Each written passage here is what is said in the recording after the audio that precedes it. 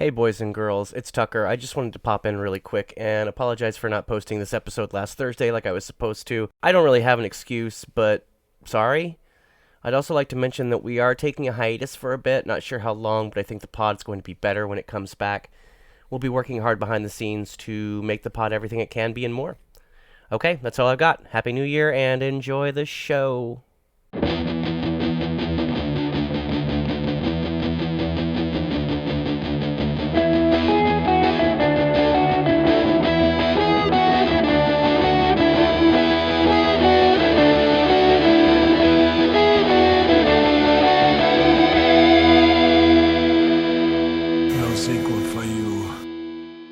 Welcome to the Disenfranchised Podcast, and Merry Christmas to all who observe, because this is coming out on Christmas Day in the morning. In the morning, right? Yeah. In the morning, yeah, and Christmas Day in the morning. I am your host, Stephen Foxworthy. Joining me, as always, the man, the myth, the legend in his own mind, it's Tucker. Hey, Tucker. Hello, Stephen. How we doing tonight, bud? Pretty all right. Pretty okay. Good. Pretty good. I do want to mention, just for the sake of posterity, Brett Wright was supposed to join us for this episode, but he got called away at the last minute to find his brother in the midst of the exclusion zone. So we wish him a very speedy recovery, and hope he will be back sooner rather than later. So this episode was, and I don't know if you remember this, Tucker, because it happened at least a year ago. This episode was the subject of some discussion for us as to whether or not we would do, since this is dropping on Christmas Day, but it also is our last episode of 2025, whether this would be a holiday themed episode or a end of year episode. Typically at the end of the year, we do like to try to release a movie about a failed franchise starter that came out in the previous year. But then also for the week before, we like to try to do a holiday thing if we're able. And we elected, and by we, I mean, I think you and Brett, I was outvoted, I believe, elected to do an end of year episode to retain our first week of the new year bye week that we've instituted within the last few years. Yeah. So this is our official end of year episode, despite the fact that it is releasing on Christmas Day in the morning. And Tucker, what are we discussing for our final episode of 2025? We're talking about 2025's. That's this year. This year. The Electric State. The Electric Slide. I mean, States. Directed. I always think of that MGMT song. I always want to be like Electric Slate. Watching movies with Millie Bobby Brown. Hanging out with Chris Pratt. And some robots. Some surprisingly good-looking CGI robots. Legitimately surprisingly good looking. This movie. I'm just gonna pull a little teaser out. Just put one card down. This movie is better than it has any right to be, but it is still no damn good. All at the same time.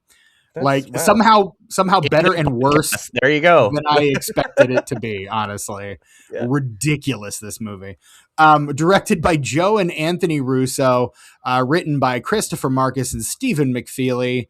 Not the mailman from Mr. Rogers' Neighborhood, lest we get confused. And starring Millie Bobby Brown, Chris Pratt, Ke Huy Quan.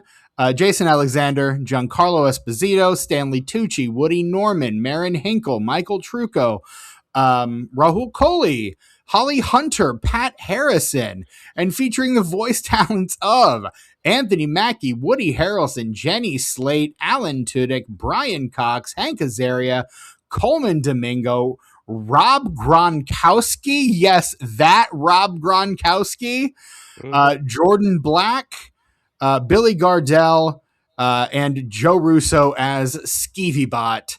What a cast, Tucker. What a picture. Not enough Holly Hunter in this movie. No. And she doesn't tell anybody. She doesn't tell anybody, go in there, get me a baby.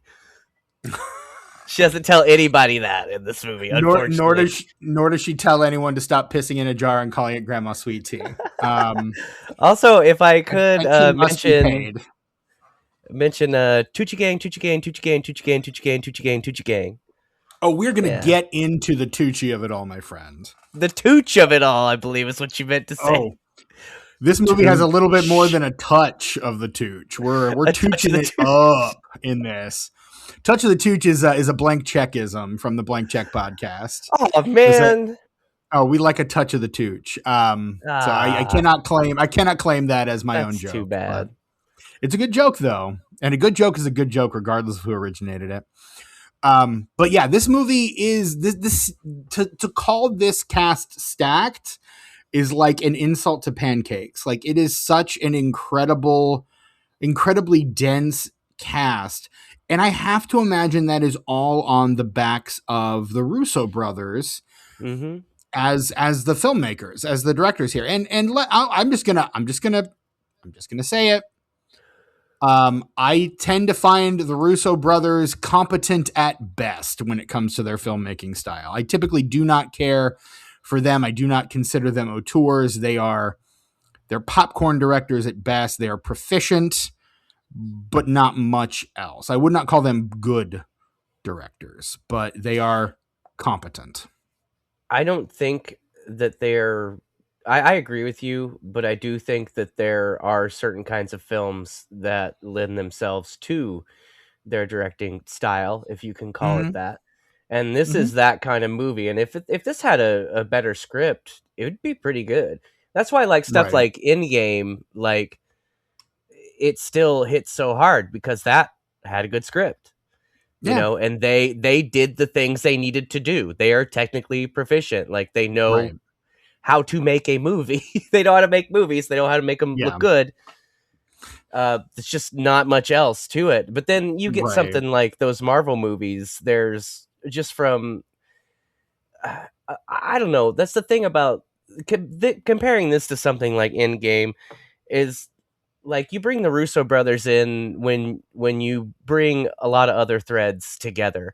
When you need somebody or a couple dudes, I guess, who can come in and sort it all out, put it all on film, and get it out there without it being too complicated. Because there's a lot to juggle in those kinds of movies, and that's something they're good at is juggling all that shit. But then when you give them something like this, where the script is lacking, and I'm being generous. It's a Marcus McFeely thing, and that we'll get into because those are a couple of other Marvel guys as well. And I'm sure we'll get into the Marcus and McFeely of it all as well at some point in this episode. Like we kind of have to, but yeah. And apparently this is a comic book too, I guess. It's a illustrated novel from my understanding. It's a Swedish, I believe. Let me double check my math on that one. But it is based on it is a Swedish novel from 2018, a dystopian sci-fi illustrated novel. So I don't think it's quite a comic book, but it is. I wouldn't mind reading it because I found the story here somewhat interesting. Like I kind of wanted to dig into that. I didn't. But again, the Americanization of this film and the elements therein, I'm sure were like it felt like it diluted the message while amping up all of the like kitschy, goofy shit that we quote unquote need in an American blockbuster. You know? Well, they essentially hit all the beats that they were supposed to for a blockbuster, essentially, you know, a Marvel movie or something. Yes. And apparently from what I've heard, like I haven't read the book either, but from what I've heard is if you liked this movie at all, enjoy that while you can until you read the book, and then you're going to really fucking hate this movie. Right. And I mean, based on, look, I will say this movie is enjoyable enough for what it is, but it's not. It's entertaining. Movie. Yeah, no, it's This is the kind of movie. This is why I can't believe they spent $320 fucking million on this movie. Correct. Oh my god. Yes. This would be if this were made like in the 80s or the 90s. This would be the movie you would catch on cable all the time, and you'd sit and watch it for a bit, and then you'd be like, "Oh, well, I gotta poop though." Yeah, And then, and you you'd wouldn't watch some more of it at some other time when it was on. Like, it's just exactly enough to keep your attention, and right. it's fun, and it looks great. Like, it looks really good. Like, this, Hmm. I have not been this impressed with CGI, probably since the original Jurassic Park. Yeah, Like, this looked really fantastic. Like, half the time I was like, there's no way that's not practical, right? Because it's not with the not. Like, it's Russo all brothers CGI. directing. No, yeah, But some of it had me questioning it. I was like, is that real? Like, I couldn't believe it. I could not believe how real all of that shit looked. It was fantastic. Like, they should get an Oscar for it, for VFX. Give these motherfuckers an Oscar for wow. VFX. I don't think it's going to get nominated. Just based on what I know about how the Academy works, I don't think it's going to get a nomination. But I enjoyed a lot of it. Like, I loved the designs of the robots. I thought those were all very cool. I loved the design of Pop Fly as kind of like a Mr. Met kind of Yes. character, or Mr. Red Yes. from the Cincinnati Reds. That's what I And thought he then was initially. The guy from yeah, the Cincinnati Reds. and then the main robot, the one the brother is living in, Kid Cosmo, Mm-hmm. with kind of like an Astro Boy kind of riff, I guess. Yes. But yeah, I liked the designs of those robots in particular. The designs of the helmets that everyone is wearing to like split their consciousness into drones reminded me a lot of the original design of the Predator. Um, Oh, kind of yeah. like the way the head was kind of angled, it looked very Mm-hmm. much like that. We I didn't think of just that. finished covering the Predator on Pod and Pendulum, so that's kind of been fresh on my mind of late. Been knee deep in Predator land for months at this point. Getting ready to start Psycho in the new year, so yay! Dude, I can't wait till you watch Psycho 2. Can I be on that one? Did you tell him I'm gonna be on that one? I can put your name down. On Psycho 2 and 3. Not Okay. 4 though. No, I'm putting you on twice for Psycho 4. You have to clone Two times to be there yourself. 2 times? Okay. Yes. All right. I could probably do that. I have a feeling if anyone could, it's going to be you. I would Um, rival Michael B. Jordan in playing twins. Speaking of segue, hold on, you guys. Everybody, wait a second. Guess what your boy did a couple nights ago? what did my boy do now? I went to the Indiana State Museum IMAX theater, one of only 8 IMAX theaters in the United States that still projects on 70 millimeter film, and I saw Sinners the exact way that it was intended to be seen, I'm kind of jealous, not gonna as lie. told by my boy Ryan Coogler. I watched that video again before I went and after I came back. His little aspect ratio video. That's comfort food for me watching that video. I love to watch him nerd out about that. But yeah, the 70 Yeah. millimeter is the most Mm-hmm. perfect version of that's his actual, like, he's down. According to the video, he loves all the versions. He's like, I like this version Sure. because it's like this, and I like how this does that. But the 70 millimeter, that is his That's vision. the one. And Steven, let me tell you, Mm-hmm. that IMAX screen is gigantic, right? Oh, I've been And there. Yeah, it's huge. about 70% of the film is in its standard aspect ratio. But boy, when it opens up to full widescreen, holy Yeah. crap. I'm so glad I was in the back with the disabled seats. Mm-hmm. I sat in between 2 companion seats in the way back, Okay. and because like it's so big, I feel like I would have gotten disoriented and just like Yeah. fallen down all the other seats. The first time I Because went and saw IMAX, I was in like the 4th row, and it was one of the 3 worst movie going experiences of my life. I was well, also to add insult to injury. I was also seeing Transformers 2, Dark of the Moon. So but that's not even an IMAX. I know, Tucker. I know. This one, it fills the whole screen at points, Steven. The I whole I I musical, know how it works. the big musical number in the middle, yeah, Mm-hmm. it's the whole deal. And they've got like something like over 50 speakers up in that motherfucker, I and like believe it's it. specially mixed, and like almost to a fault at some point, because I almost yelled at some people for talking, and it was just like background noise in the actual movie. because it pinpoints everything. Like it's such an experience. If you can see it at IMAX at all, do it. If you can see it in 70 millimeter, definitely do it. I paid about $24 to see it, and I feel like I should have paid. I wanted to give them more money. I was like, "You sure you don't Shut want me up to and pay take you my more for money. this? I should." The the closest IMAX to me is like an hour away, top like minimum. And the last time I went to IMAX is when my partner and I went to go see one of her all-time favorite movies, Black Swan, Oh in yeah, IMAX for its 15th nice. anniversary, and that was, I have to tell you, incredible. Like that experience bumped that movie up to a 5-star movie for me. Like it had Oh been sitting word. at 4.5 forever, Yeah. and that was the one that made me go, you know what, 5 stars. Well, Steven, the nearest one to you that shows things on 70 millimeter is only 2 more hours away than that theater. So Right. they bring back Sinners. You gonna come down? You gonna come see it with me? And Brett's gonna come too. 'Cause y'all need to come Okay. see it. Cause I like would love Sinners, to. like I love Ryan Coogler, and I thought Sinners was really good, but like I probably won't buy it like on physical media. I might buy it I will. digitally, I but absolutely will. like to It's see it my in favorite 70 movie of this millimeter. year, and Holy, it's yeah. I don't know if it is or not. I'm not If sure. I I thought walked it. up, I'm go just ahead. gonna say I think it probably was the best movie of the year for me, but probably not my favorite. That's my thing with Sinners. It's like it's really really good. It's one of the best movies I've ever seen, but still, I only like it pretty well. I I mean, like it. for me, like and this is, I think, a testament to how much I enjoyed it. When I went to go see, I took a mental health day from work, and I went to go see Sinners, and I bought my tickets ahead of time. I bought a ticket for Sinners, and I bought a ticket for the Josh Hartnett movie Fight or Flight, which no one has ever heard of. It is a movie that does not exist. It is a movie we will cover on this podcast one day. No, he was doing that Um, Shyamalan movie instead. What are you talking about? You sure you didn't go see Trap?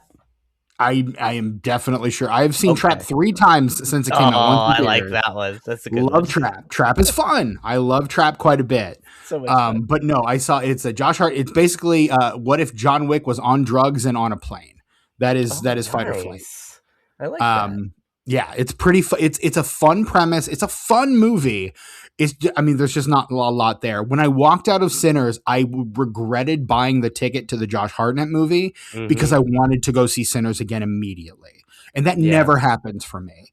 Like, I watched One Battle After Another recently, and I loved it. Like, One Battle After Another is an insanely. It is a perfect film. It is one of Paul Thomas Anderson's like 4 perfect films, Mhm. and I was like, this movie is incredible, but like I am not living in it the way I was living in Sinners for so long. Like Yeah. Sinners is 100% my movie of the year. And again, like One Battle After Another, an insanely close second, but like Sinners is with a bullet my number one movie of the year, which is, I Yeah. mean, the second year in a row that my favorite movie of the year has been a horror film. Go I figure. think that outside of the horror aspect, I think Ryan Coogler really truly made a film for pretty much anybody can enjoy. Yeah. Because there's so much in it that's like if you know about film and if you're like a DVD commentary nerd or whatever, like you know exactly what he's doing and he shows you that Yeah. he knows that like that establishing shot with Michael B. Jordan and he's passing the Mm-hmm. cigarette back and forth. Back It's and like, forth. okay, all right, right, Yep. Google, I know what you're doing. You're showing off now. That's what you're doing. Yeah. I was gonna say you're just having fun with us right now. And like if Michael B. Jordan does not at least get nominated for, I think he should win, but if he doesn't at least get nominated for Best Actor, I fucking riot. Like that, the fact that that man has not yet been nominated, and if they pass him over for this role, mm, mm-mm. I agree with you. But I think really the standout for me was what's that guy's name? He was in Ransom. He was the main cop in Ransom. He plays the piano player, Delroy harmonica Lindo. player. Yes, that's I love Delroy Lindo. No, he he should should get have won nominated for Da too. 5 Bloods. No, I agree with you. He should have won for Da 5 Bloods, and he wasn't even nominated. Like that's that kind of insane shit. Like that. Like, have you seen Da 5 Bloods, the Spike Lee No, I film? have not. No, that's one of the Um, few I haven't seen, and it's been on my list forever. It is on Netflix, so it's easy to access. Oh, nice. But he is so fucking good in that movie. Like the fact that he did not get nominated is a travesty among travesties. Like his was my favorite performance of that year, and that was my favorite movie of that year, Da 5 Bloods. I fucking loved it. It's so good. And he's so good in it. So it's my favorite performance in my favorite movie of that year. So like, but no, I don't think he will be, but I think he should be. If nothing else, as an apology for not nominating him for Da 5 Bloods, honestly. Or for anything else, really. Like, he's fantastic in anything. And I think I'll that tell you what, I don't really like his vocal cadence in Ransom, because everything he says comes out like this, and doesn't matter who he's talking to, this is his vocal cadence. And I understand that is the character, but after a while, it gets old. Sure. I am inclined to agree. That said, I also think that the lady who and I'm spacing on her name right now, but the lady that plays the voodoo priestess in Sinners as well, she also deserves a nomination, I think, because she is absolutely fucking incredible. Andreen Ward Hammond plays Ruthie. What? Her name is Andreen Ward Hammond. I think we're thinking of a different actress. Let me. Okay. Her name is. I just saw her in an episode of Black Mirror recently too, and I was like, "Oh my god, that's hilarious." But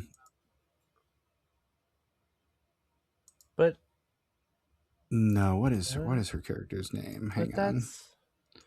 But she's the one who does the. Maybe you described who it was wrong. Maybe. No, it is Wunmi Mosaku. Annie is the character's name. What? Who are you talking about? In Sinners? Yes. I'm talking about that person. I just sent you her IMDb page.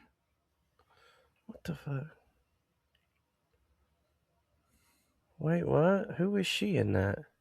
She was Annie. She was the Stacks or Smokes girl. Yeah. But she was the one who had who was doing the voodoo stuff. Yeah, no, that's on me. There's a little button right there, Steven, on the soundboard. If you could go ahead and hit that, I'd appreciate it, because it's time. I gotcha.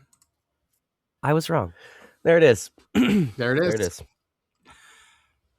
is. And that doesn't happen often, just but to clear, that was am not someone who will deny being wrong. Because sometimes, you know what? You're motherfucking wrong sometimes. Happens to everybody. Sometimes. It do be like that sometimes. Mm-hmm. Sometimes it do be like that. She was also in remember how she was in Loki? I do, yeah. And also in Deadpool and Wolverine. And like I said, I just saw an episode of Black Mirror that she was in, the one with Wyatt Russell, where he's like testing a video game. She's like the person that works with the company that's kind of walking him through like the playtest. Playtest is the name of the episode. Can you believe that I've only seen 2 episodes of Black Mirror? Can you believe that? What? Which 2? You know, that's like my show. You know, that's my show, right? Right. That's like me only having seen 2 episodes of Schmigadoon. Yeah, like what the actual fuck? I don't know how. Right. I just never sat down and done it. I saw the episode with Miley Cyrus, of course, my girl, and I saw the Bandersnatch. Right, which is not on Netflix anymore, I understand.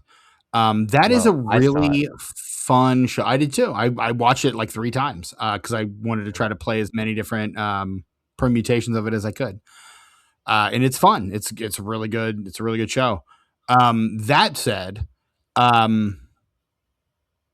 I really love Black Mirror. That is and we watched the episode White Christmas annually, like around this time of year. That is an annual watch in the in our household. My partner and I are both big fans of that, or my partner in particular is a big fan of that episode. But it is actually one of the better episodes of that show. So I will recommend that to anyone needing something else to watch other than The Electric State today. Maybe maybe for my New Year's resolution this year, it will be to finally watch Black Mirror.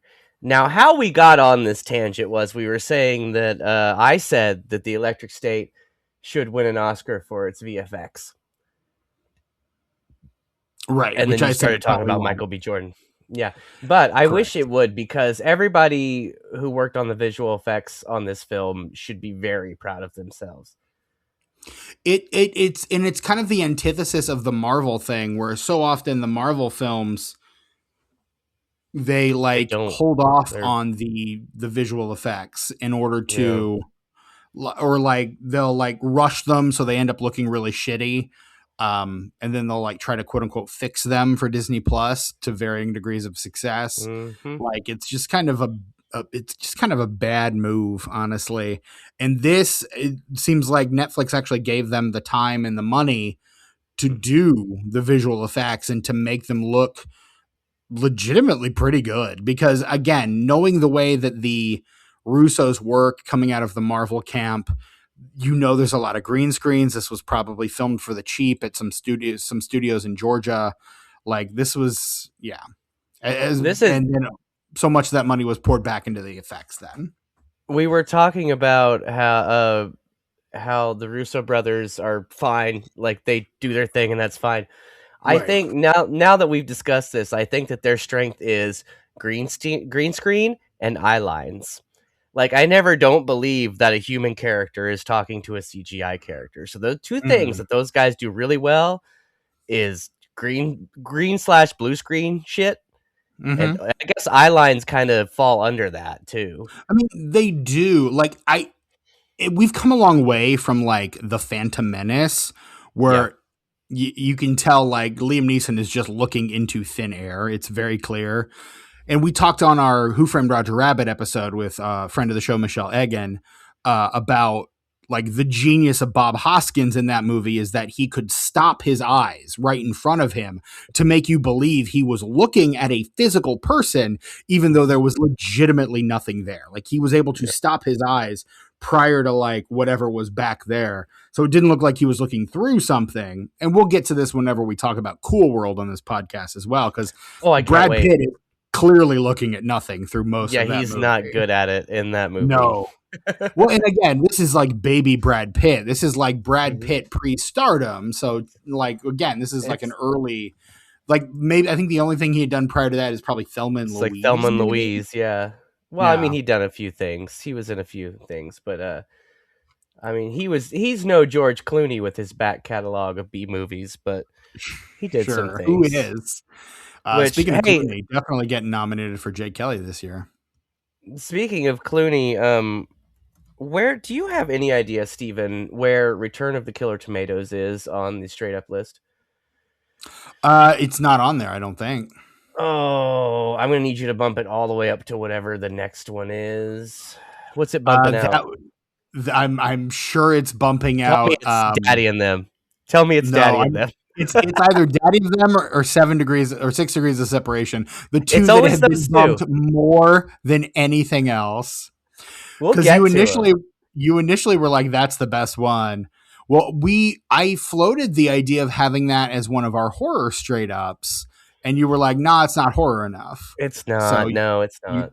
yeah, Return of the Killer Tomatoes is nowhere on the next one, which what we would be pushing back anyway, is 6 degrees of separation, followed by Daddy and Them, then Jerry and Tom and Stir of Echoes.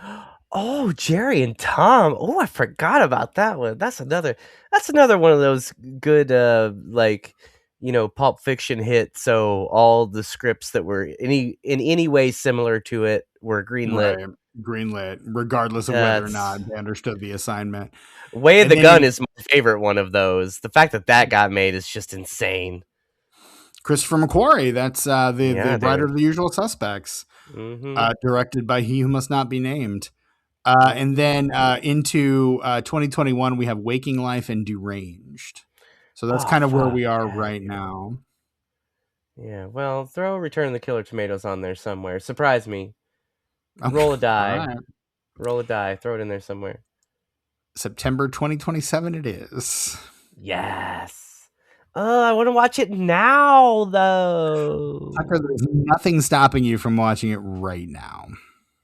You know, I bought the Blu-ray. The Arrow put out a Blu-ray special edition a couple years ago, and I bought it.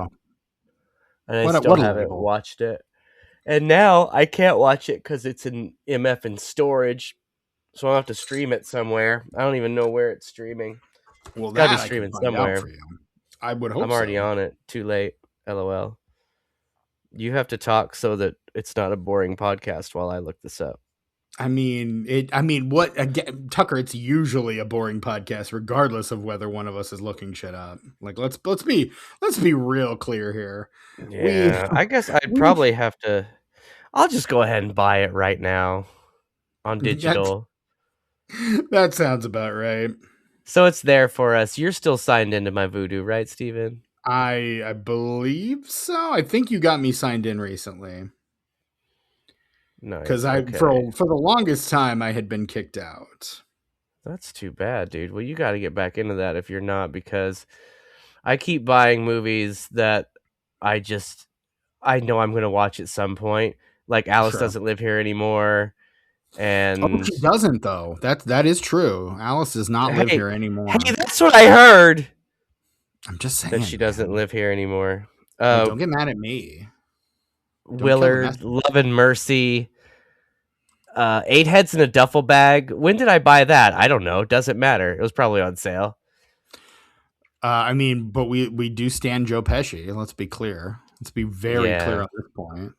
I feel very clear about it. Waxwork 2. What? Who bought that? Phantasm 2? I only like the first one.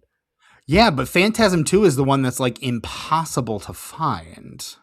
Oh, cool. Well, I have it on digital, so have fun with that. So I'm not even a little bit mad that you have that, because that has legitimately been the thing keeping me from binging the Phantasm franchise, is that there is nowhere to find Phantasm 2.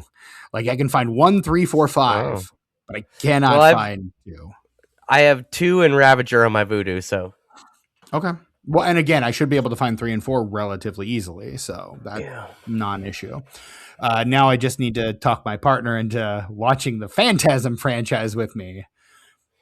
And that's going to go one of two ways. It's either going to go, I mean, that's okay, or I hate this. So the first one's really good. Yeah. I've seen the first one. The first one is the one I have seen. You have to kind of be on board with the characters for the other ones to work for you. I say that because I don't mind the other ones, but my ex-wife is very into all of them, which is probably why I have Phantasm 2 on my Vudu, because sometimes when she wants to watch something and it's not available, she's like, I'm going to buy it. And I'm like, well, just buy it on my Vudu so that we both have it. Right. Yeah. I mean, it makes sense. Makes very good sense. Yeah, dude. So, yeah, dude. But it's unfortunate that Angus Scrimm wasn't around to be in the Electric State in some capacity. I mean, he would have been great there. And again, but so many of these are like, so many of these actors are Russo brother collaborators. Like Chris Pratt was in Endgame and Infinity War. Yeah. You've got it's mostly the voice cast, honestly. Now that I'm looking at it, like Anthony Mackie was also in those films. Oh man, okay, fewer than I thought. Okay, my apologies. It's just those two. But then you've got a lot of other Marvel people. Stanley Tucci was in Captain America, the first Captain America. Ke Huy Quan was in Loki. Jason Alexander's a TV guy. They come out of TV, like particularly TV comedy. They're big TV guys. They got their start on Arrested Development, directed a lot of Community as well. In fact, did you catch the Community reference in this movie, Tucker? They put a Community reference in every movie they direct. No, what was it? There was during that final battle outside of the what was it called? Senate? No, a circle? Senate. Yeah, the company place. Yeah, the company. Yeah, it starts with an S, but it's a word that doesn't normally start with that. Circle? Was that it? Something like that. Center, Whoa, center, that's a big shot. Yeah. center, Centre. Center. Center. Center. I am not Center. playing porno password with my mother. Yes, I understood that reference, I love Tucker. you for knowing that, Steven. I don't necessarily get the Ghostbusters references, but I get the Cable Guy ones. Yes. For good or ill, I get the Cable Guy ones. You know, my brother-in-law is a speech therapist. So? Do you really mean you're my friend? Oh, David almost Bowie.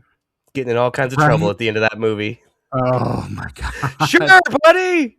Sure, buddy! I mean, is that a sequel hook? Can we cover Cable Guy on this podcast? Please. Tucker nodding emphatically. The most underrated film of all time. It is. It's Goobla. Cable Guy. It's like one of those movies that you don't realize that Ben Stiller directed, but he absolutely did. And it's also in that vein of like forgotten 90s dark comedies. Mm-hmm. Like Ben Stiller plays the Menendez brothers in that movie. That's the wild thing. Yes. My ex-wife and I still constantly quote that, where he's like, and they looked Asian and they were speaking another language. I think it was Asian.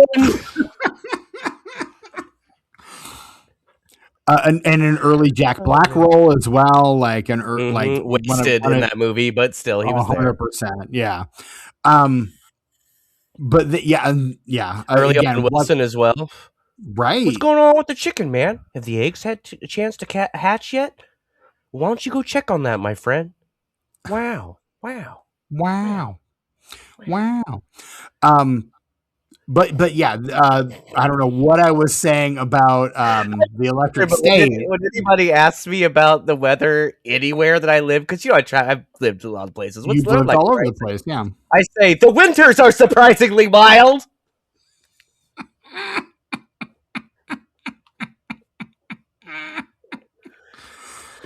Oh, and I generally like Ben Stiller as a director too. Like some of his stuff has missed me, but like Cable Guy is surprisingly underrated. The original Zoolander is wonderful. Tropic Thunder, I kind of still stump for. I do, for all its flaws, and there are many, I do really enjoy that movie, which maybe means that I'm fucked up, but who knows? No, you're fine. You know what's a really great double feature, Tucker? What's that? And I've probably said this on this podcast before. Josie and the Pussycats and Tropic Thunder is a really great double feature. Really? It's a surprisingly good double feature because it's What's the order? That order. Josie and the Pussycats and Tropic Thunder. Do it in chronological, but you've got one that's kind of a very cynical takedown of the music industry and another that's a very cynical takedown of Hollywood on the movie industry. Yeah. And so they both work on that level, like on that satirical level. I always forget that Bill Hader's in Tropic Thunder until I'm watching it. He's so good. I always forget. Always. I'm going to tell the Tropic Thunder story that I always tell when I talk about Tropic Thunder. The first time I saw that movie, I knew that Tom Cruise was in that movie. Mm-hmm. And I knew what he looked like in that movie because I'd seen the leaks, like the leaks of him like going to set. So I kind of knew what to expect. I'm watching that movie with my roommate at the time, and we're watching that. His favorite movie of all time is Top Gun, starring Tom Cruise. That is his favorite movie of all time. Got it. Okay. Yes. You said it like there were multiple Tom Cruise, multiple Top Guns, some of which not starring Tom Cruise. No. There's two Top Guns, and they both star Tom Cruise. But this is the original. This was before Maverick. Yeah. So we're watching the movie, and we're both vibing. We're having a great time. But like Les Grossman comes on screen, and I look over at him, and he is just like looking at the screen, perplexed. And then about like 2 or 3 minutes into the first Les Grossman scene, he pauses the movie, and he looks over at me. And goes, "Who's playing that guy?" I was like, Les Grossman? He's like, yeah. I was like, you know who's playing Les Grossman? He's like, I do? I was like, yeah, look at the eyes and listen to the voice. Listen to the cadence. You Yes. know who Les Grossman is. And so he goes, okay. And he hits play. And we watch it for probably another half an hour. And then he pauses it again. He goes, okay, seriously, who is that? I was like, he is in your favorite movie of all time. And he goes, he's in Top Gun? I was like, yes. He looks at the screen and he looks back at me and he goes, who does he play? I was like, he plays fucking Maverick, dude. You And he's like, doofus. that's Tom Cruise? I'm like, yes, that is Tom fucking Cruise. And then as Just soon chewing as I up the scenery. 100%. Like, he is so good in that movie. I think he and Robert Downey Jr. both got nominated for Best Supporting Actor at the Golden Globes for that movie. Mm-hmm. And But then you know, Downey speaking got of the Oscar nomination. speaking of Jack Black being wasted in a Ben Stiller movie, again, like Jack Black essentially playing Chris Farley, which is kind of which like a waste I of mean, his and it talent. was and it like I say, it was fine, Mhm. but it's come on, you could have done more with Jack Black, man. Yeah. That's Yeah, my you only gripe can't- with that movie is like, why is Jack Black even there with what It's- you've given him to do? It is a movie that I legitimately enjoy. I do Mhm. really find that movie funny. I will laugh my ass off watching that movie. Indeed. But yeah. The Electric State, though, does not But, star any of those people. No, but you know who it does? How, according to IMDb, there's an uncredited voice by Billy Bob Thornton, and you know what I have to say about that?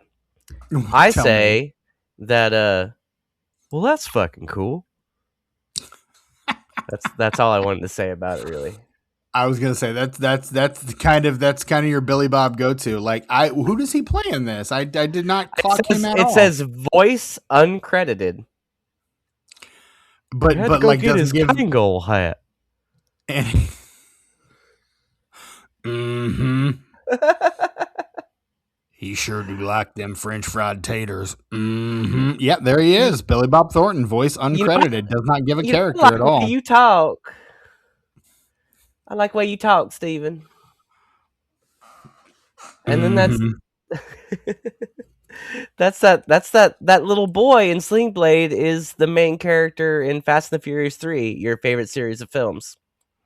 I The would not say Tokyo favorite. Drift. That's that boy. But that is that. Oh my god, that's the Sling Blade boy. As I have said about that particular actor, for an actor from Alabama, he has the least convincing Alabama accent I've ever heard. It does sound like for me. It sounds like he's putting it on, but he's doing a really good job of putting it on. I see, and I feel the opposite. Like, he's putting it on, and I don't believe it. Like, that's the difference between you and me. That is funny though, and you know who else is in that movie is what's the name of that? It's Dwight Yoakam. Dwight is Yoakam? in that movie. Yeah, he plays the abusive boyfriend. Yes. Carl. And John Ritter's in that movie too. John Ritter plays John the boss. The gay boss. Yeah, John Ritter is so fucking good in that movie. Mm-hmm. I think you mean mm-hmm. I do. No, but Dwight Yoakam's fantastic in that. He's really good in everything that he's in. And it really it's upset me over the years how few things he's been in. Like, you catch him in something every once in a while. Like, he's in Sling Blade. He was in the Newton Brothers, which is a fantastic forgotten Linklater film that you should see if you haven't seen it. There are so many Linklater movies. You got Skeet Ulrich, Ethan Hawke, fucking Dwight Yoakam, Matthew McConaughey. Ethan Hawke's in is in a Richard Linklater movie? That sounds I can't believe it. Him, right? I can't believe it. Bizarre. Yes. But yeah, dude. Don't remember what I was talking about, but it was really cool, and I'm sure everybody got the point. We were talking about Dwight Yoakam. Oh, yes. He shows up. He was in the Crank movies. He just pops up every once in a while. He was in the show Willard.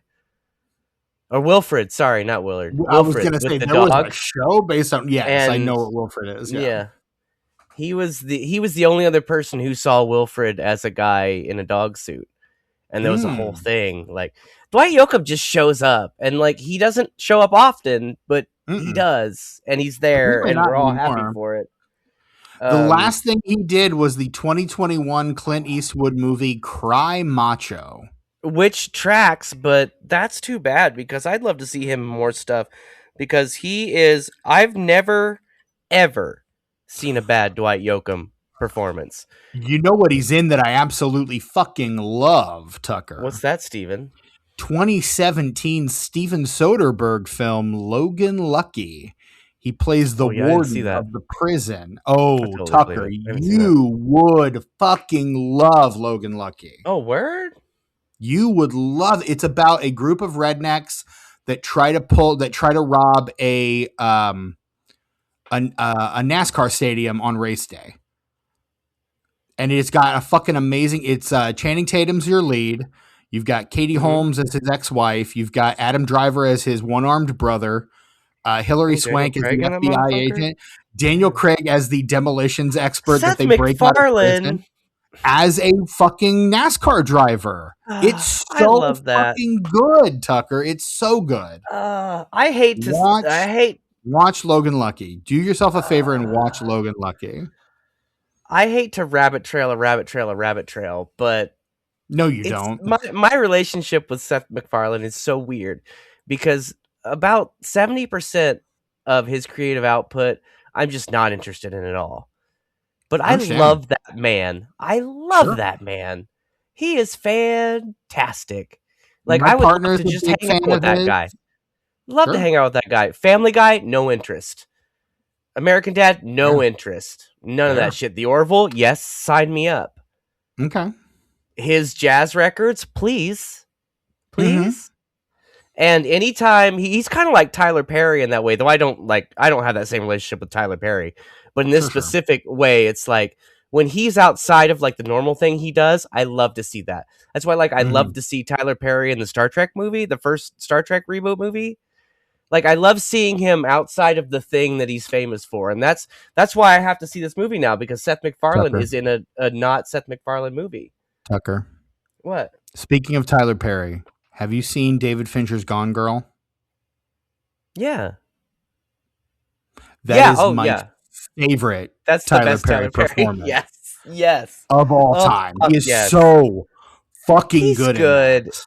That's why, and like, good for him with the Medea shit and everything. It's not for me, like, For whatever. sure. No. But like, please, Tyler Perry, get out there and just like do some shit for fun because we Mhm. love to see you outside of your comfort zone, outside of that Medea shit. Like, I'm glad you're doing it, but like, kick a little something not. for the people who aren't into it, because that man has so much talent, so much talent. The first Medea film I saw, my ex-wife was a huge fan of Medea. Oh boy. And we went Or, to see oh boy.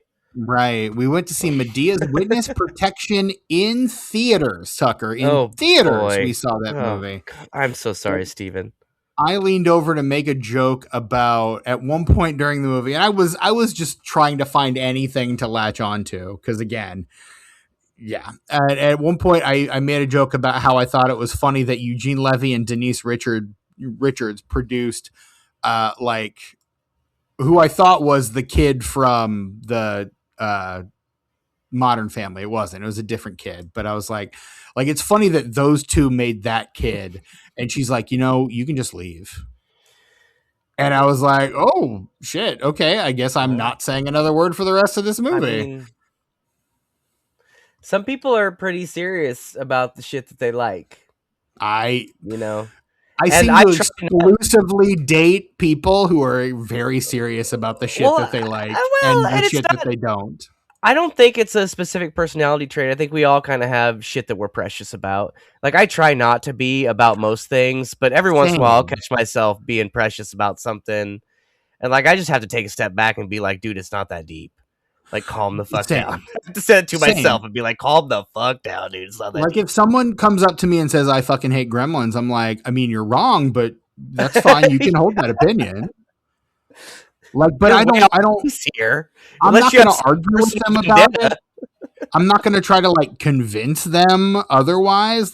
Not everything needs to be for everybody. And I understand that. Yeah. But so I also try not to be precious about shit, which is why I'm always kind of flabbergasted by people that have these strong visceral reactions to media. I was talking We were talking about Twin Peaks, how I'm going to be recording an episode of the Spectre Cinema Club tomorrow on Twin Peaks: The Return. So I've been binging that lately. Mm-hmm. And my partner refuses to watch it with me because she, quote, hates Twin Peaks.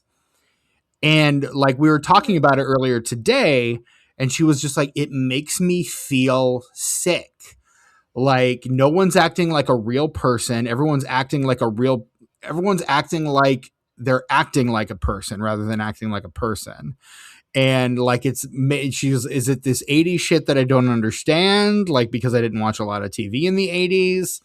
And I'm just like, it's based on a soap opera. So if you don't have, and she doesn't have any basis in soap opera, like you're not going to get kind of the tone that they're going for. It's also very Lynchian, and Lynch is all about the vibe and like evoking a feeling, whether that is and very often that feeling is unease. So if you're feeling uneasy, you're feeling probably one of the desired effects potentially. I was gonna say, I think you give that review to David Lynch, and he would be as happy to hear your partner's review of it as he would a glowing review of it. He would be like, "Yes, absolutely. Like, I'm so glad that it makes you feel sick. That's fantastic." Like his first film that he made was a short film called Six Men Getting Sick or something to that effect. Mm-hmm. He's but again, but I also am not one of those people who go into Lynch movies like expecting to like try to figure out the plot. I'm in it purely for the vibes. Like, I don't want to know what's going on. Don't fucking tell me what's going on. Don't tell me what you fucking like. I might listen to what you think is going on, but I will take it with a big ol' salt lick. Like, I'm not gonna be like, oh, yeah, okay, that's definitely what that means. I'm going to go, oh, that's interesting. I'm 95% sure David Lynch would disagree with most of that. Yeah. Like that's and I think he was a big believer in putting shit out there and letting people interpret it how they want.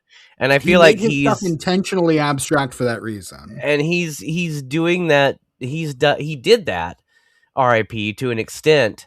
Mm-hmm. That I don't think anybody else ever has. His art is more subjective than anything else I've ever seen, which is why I don't feel bad when I'm like, yeah, I don't really like that David Lynch movie. Yeah. Like it's real good and I love that man, but I don't really like Blue Velvet. Fuck Blue Velvet. Fuck it right up its stupid ass. Here's the thing. I get why people don't like Blue Velvet. I think it is a masterpiece of a film. Like I think it is a beautiful movie. But it is as beautiful as it is ugly, though, and I think Lynch thrives in those contradictions. Yeah, absolutely, he thrives in those contradictions. That's why I am a giant David Lynch fan, but I honestly don't like most of his stuff. You heard it here first, kids. It's not that it's bad; it's just not for you. It disgusts and repulses me, which I think is exactly what he wants. So maybe you're having a reaction. Yes, maybe I'm a proto Lynch fan because I don't like most of his stuff. But I think there's definitely something to that. I think the last thing David Lynch would want you to do is walk out of that movie and go, it was all right. Like, I think he wants you to have a reaction. Like, he's a polarizing filmmaker for that reason. And for my part, I have liked, I've not visited all of his films. There's still at least 3 glaring blind spots in his filmography that I have not seen. And that is Wild at Heart, that is Lost Highway, and Inland Empire. I think are the 3 of his that I have not seen. Okay. Like two of his like weirder ones for sure, Inland Empire and Lost Highway. But then like Wild at Heart, I've also not. I own Wild at Heart, and here's the thing: I own all 3 of those movies. I just have not had. And again, my partner hates David Lynch, so it's going to be one of those things. Like I have to be in the mood to watch it when she's not around.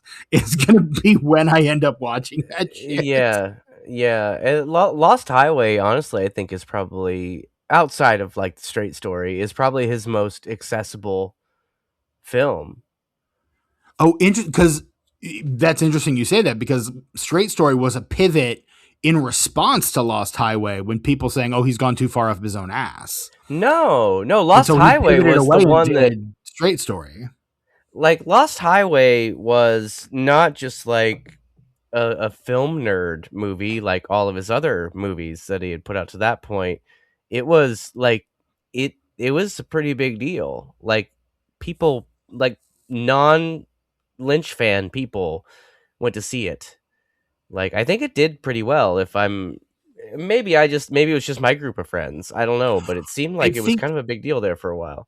I think a lot of people went to see it, but again, that was kind of It a was probably the recovery Bill from Pullman of it all. Fire Walk with Me, potentially, or the We need Patricia more Arquette Bill of it all. Pullman. We need more Bill Pullman in Lynch movies. It's too bad we can't rectify that because the fact that he's just in that one, I think he really has. He's he's the perfect. I know you haven't seen Lost Highway. No spoilers here, Steven, but he's the perfect audience surrogate for a Lynch movie. That's why I think Lost Highway is Interesting. David Lynch's most accessible Lynchian film Interesting. because you have Bill Pullman as the guy who's like, "Wait, what, dude? Like, I what the fuck, almost dude?" I almost feel like he gets Bill Pullman for Lost Highway because Kyle MacLachlan doesn't want to do it. Because Kyle And MacLachlan like, is like good. his stand-in. Like Kyle MacLachlan is like the guy if Lynch is like, I need someone to be me for a little bit. He's his Brian Hang on, O'Halloran, yeah, for sure. let me call my buddy Kyle. He'll do this movie for me, maybe. Um,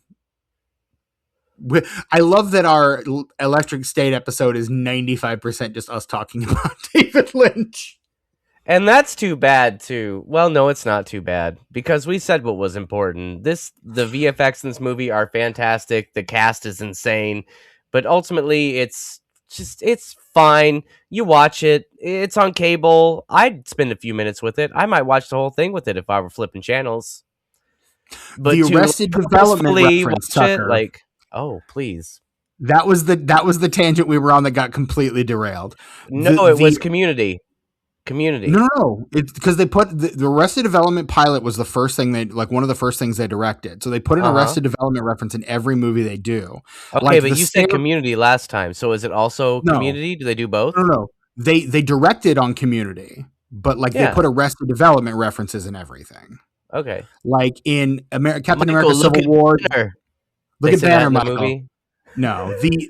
the Blues Company stair car is at the airport fight scene in Captain America: Civil Yes, War. I actually noticed that before anybody told me. I was so proud of Same. myself. I was like, I saw an Easter egg before I watched a YouTube video about it. Tobias Funke is in the collector's like vault in Yes. Avengers: Infinity War. Like they put Yes. that shit in everything. So in this one, in that final battle at Center, there is one of the robots, one of the advertising robots, has a giant Barry Zuckercorn billboard, and it even has like it's like really faded and stuff. And you, it's kind of one of those blink and you miss it. I had to rewind just to make sure I thought I saw what I thought I saw, and it turns out that I did in fact see what I thought I saw. But it has Barry Zuckercorn. He's very good, and then the number from the bench, like that has his advertisements on it in the show. So like it, I was very excited to catch the Arrested Development Easter egg in this movie. Now, is there a Community Easter egg though? I don't think they do the Community Easter eggs. They will sometimes cast Community actors, Who we like got they in this? cast Anybody? Jim Rash and Danny Pudi in a couple of their early Marvel movies. I feel like Danny Pudi could have been in this in some He could have. capacity, and I'm He kind would of have been. puzzled as to why he's not. He could have Scheduling, been the maybe? voice of any robot, literally any robot, and would have probably been incredible as the voice of literally any robot. And I mean, he could have. I think Ken Jeong is in Endgame too. Like they do cast the Community actors, but they put in the Arrested Development Easter eggs is usually how they do it. I'm just saying, Danny Pudi could have done Kid from Goonies role as well.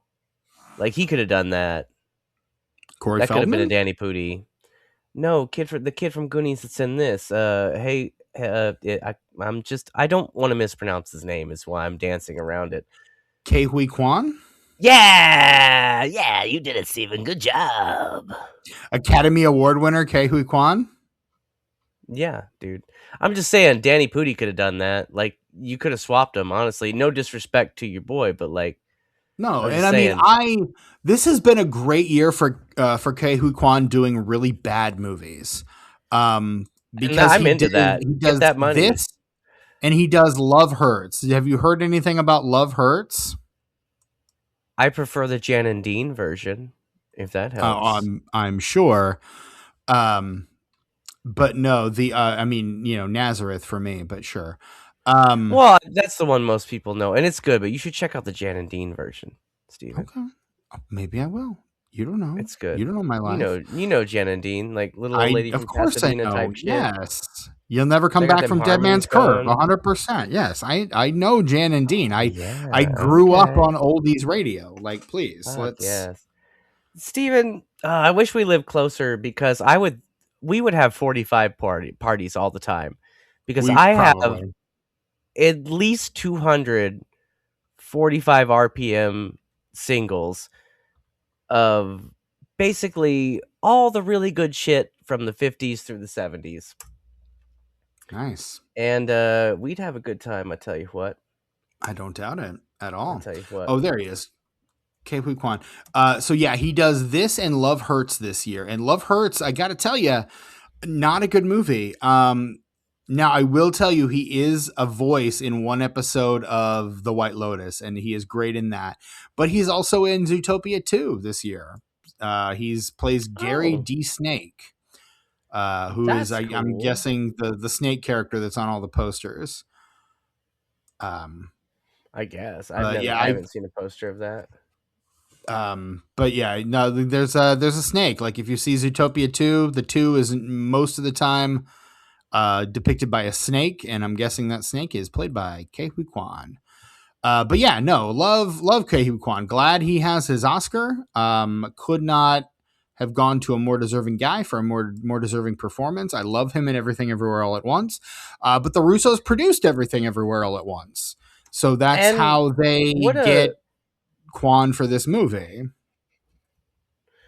what like he quit acting for a while He did and he no. just straight up came back. It That's was the the whole tragic thing. thing. Yeah, he was kind of like he couldn't find roles, so he became a fight choreographer for a while, which is why he does all those badass fight shit in Everything Everywhere All at Once.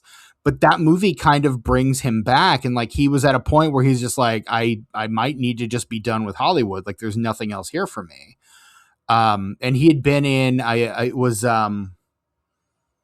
Encino Man, past episode of the show Encino Man, and I think we shouted him out on that episode. Like he plays like one of the nerdy science students. And he and Brendan Fraser both won Oscars that year. Like, which is kind of cool that two of the actors from Encino Man straight up won Oscars that year. I can't hear you. Did you watch the LOL? Did you watch the career retrospective that Brendan Fraser did, like on GQ's YouTube channel in the last I couple did weeks? not know. You need to check that out. I thought of you a few times during it. Yeah.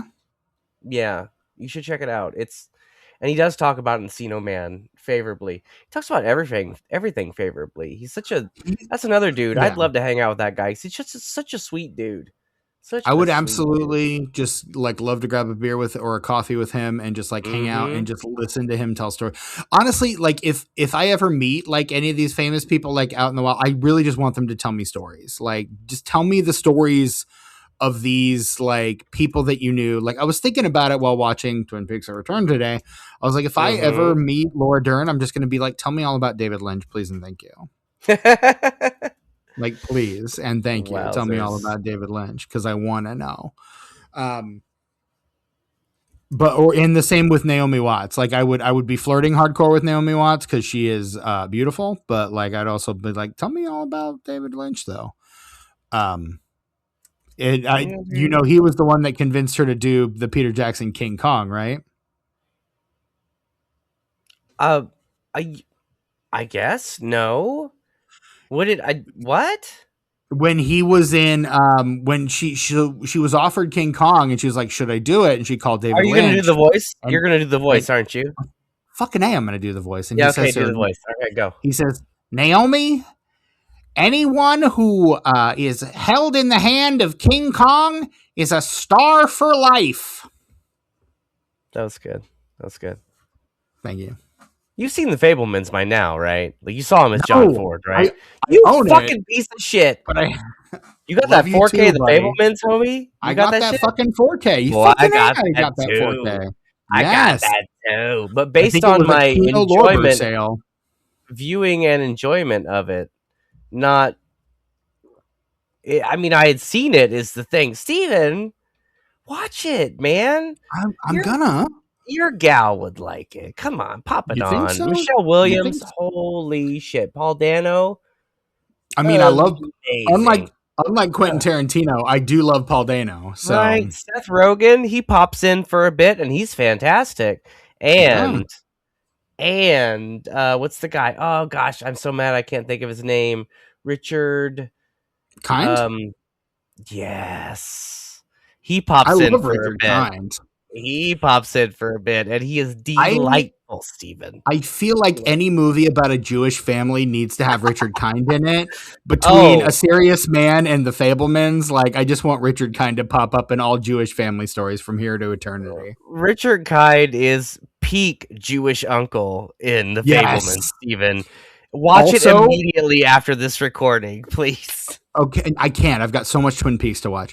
Uh, But also in A Serious Man, though. Have you seen A Serious Man? yeah, dude. It's kind of Okay. similar. Actually, it's kind of a similar character. The I had a Fabelmans feeling. kind of takes it a little further and makes it Sure. more of an actual kind of I wouldn't say a linchpin, but like a more important part of the story. But yeah, it is a very similar character. You got But more Judd Hirsch in extreme. The Fabelmans too, right? Mm-hmm. Love that guy. Mm-hmm. He was yep. Yeah, I do like that guy as well. Not somehow though in the Electric State. You would think he would be. You would hope, but no. He not As, though. as it happens, no He no not such though. luck. Mm-mm. I mean, like, this movie is so much of other properties that were successful. Like it's very Hunger Games esque, and you've got like this Mm-hmm. one girl who's like trying to protect her sibling and going against the state to do it. You've So got Woody believed Harrelson so in kind of a easily. mentor role. Yeah. Like like hook, line, and sinker immediately. I Oh kind yeah. of wish that they had shaved 10 minutes off the beginning of that and had her and that robot going back and forth, like convincing her, because the Mhm. ease with which she was like, "Oh yeah, you're my brother. Let's go." Right. That was a bit like I will definitely say I enjoyed the second half of this movie way more than I enjoyed the first half. Like the Mhm. first half of the movie did a good job of setting up what was to come, but it wasn't as entertaining. The second half, No. like once shit kind of kicks into gear, once they leave the mall basically, and shit Right. kicks into gear, like it gets pretty entertaining. And Like that's up to it. that point, I was like, like I could take this or leave this, but like I hit the halfway mark and I was like, hold on, I think Right. I'll stay here for a bit, Yeah.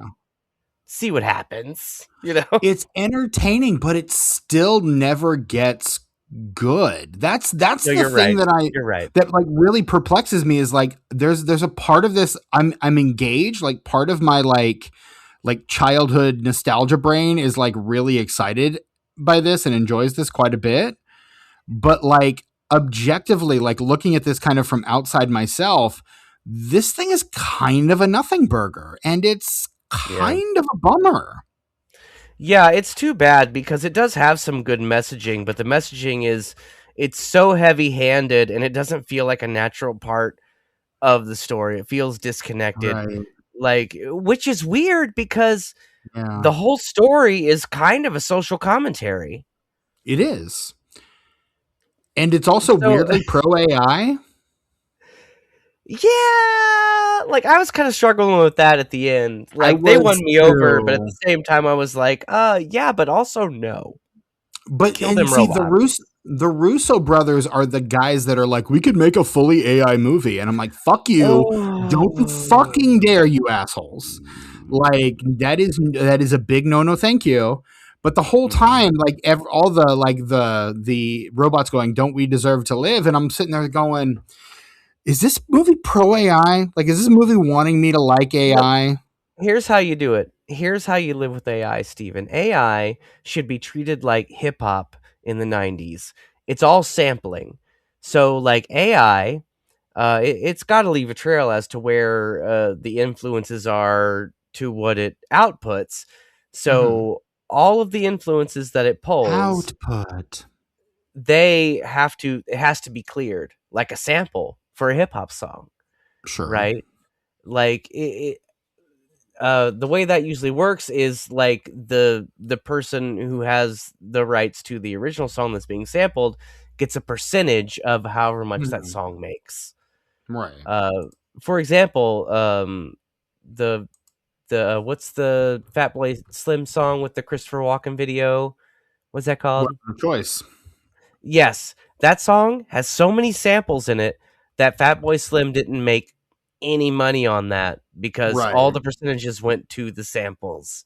So I Yeah. feel like if you're going to do AI shit, number one, use it as a tool and not a crutch. And number two, the motherfuckers that inspired it need to get paid.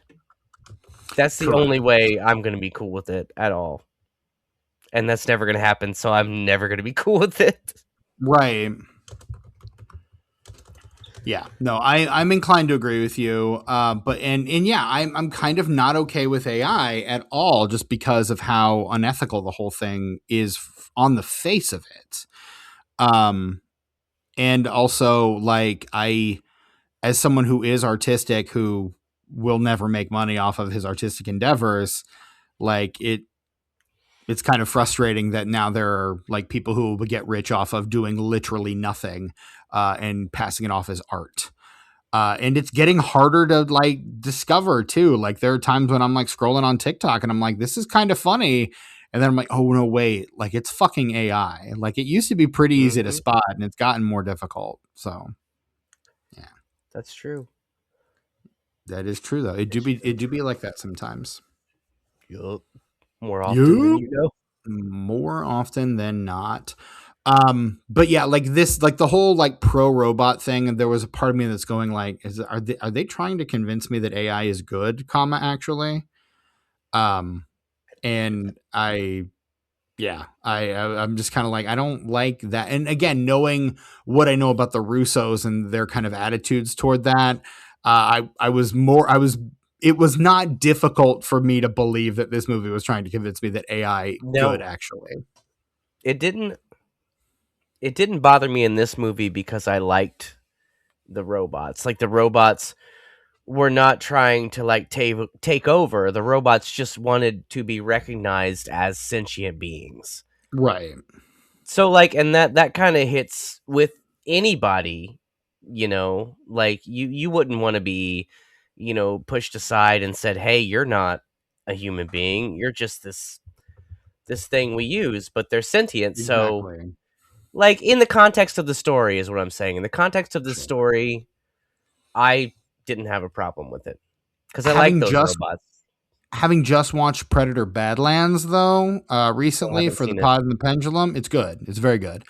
That's what I've heard. But I feel like that movie does that a lot better than this one. I mean, Sure, I will say the robot designs are very cool, but the robot in Predator Badlands is played by Elle Fanning. And fuck yes, Elle Fanning. dude. Big Yeah, fan of the Fanning sisters. Um, Elle as a and Dakota both. as an android from the Alien series, right? Yes, she's playing a synthetic from the Alien franchise. And she's playing two synthetics. Spoilers, I Oh, guess, for Alien spoilers! Badlands. You're getting Or too Predator far Badlands. into it. Come on, man. I still But haven't she's seen Prey. Get out of here. You still haven't seen Prey? I'm getting there. I told you when we did that last Predator Parker. episode. Okay, like we got to do an episode on it. But how could we? I mean, They're doing a sequel on Prey. Prey They're doing a Dose, sequel to Prey 2. They released two Predator Prey movies this Dude. year. And both of them are in my top 10 horror movies of 2025. Yeah, the animated Predator, one and straight up Predator Killer Badlands. Killers and Badlands, correct. And both are very good. Both are in my top 5 favorite Predator movies of all time. So, like, yes, please, But and thank there's you. only like 7 of them. There's 9. If you count the Alien versus 9. Predator movies, there's 9. Well, because maybe we talked about that in the Predator. Like, I'm okay with those movies existing in the Predator universe, Right, but and not most so much people the are. Alien universe. That's how I feel about it. Correct. It's like That's it's in the I think that's Predator how most canon. people. It's That's funny the thing. because You don't see Predator showing up in Alien movies, but you see exactly. Alien showing up in motherfucking Predator all the motherfucking time. Correct. It's kind of one of those like Predator, like, yeah, we're in the same franchise, and Aliens, like, who are you exactly? Are we I've never though? heard of you. I'm sorry. Do we know each other? It's that kind of attitude. But yeah, like we get the Wayland Yutani shit, and now that Fox and Disney kind of own all that shit, like it's easy to kind of combine that shit. I Well, it was honestly, I always would, Fox though. Like they always could have done it. They always have. Like sure. AVP was Fox. Yeah, Fox has always owned and both. Yeah.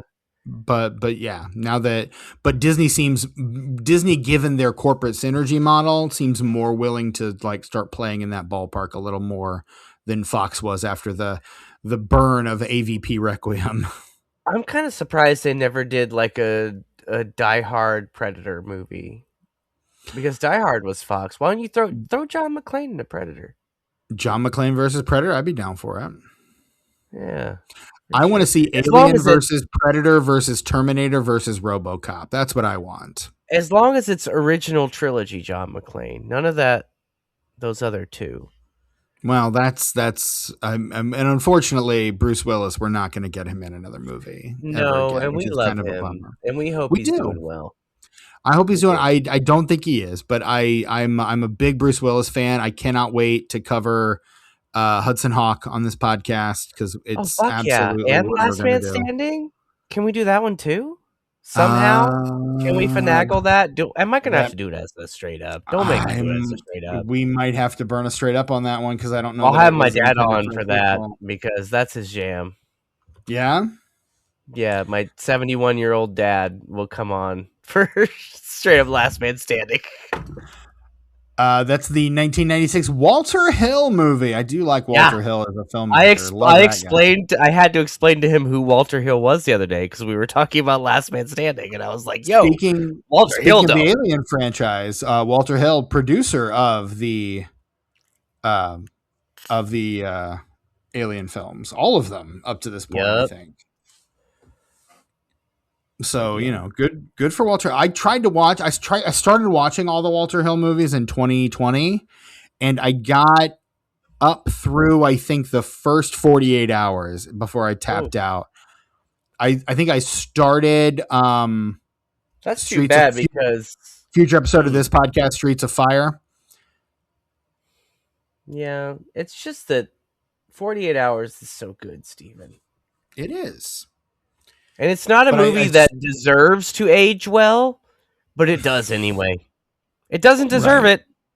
It's not the movie that aged well we deserve, but it's the, you know what I mean. So much with of the that, whole, and so many elements of that movie do not, in fact, age well. So yeah, yeah, but as a whole, but yeah.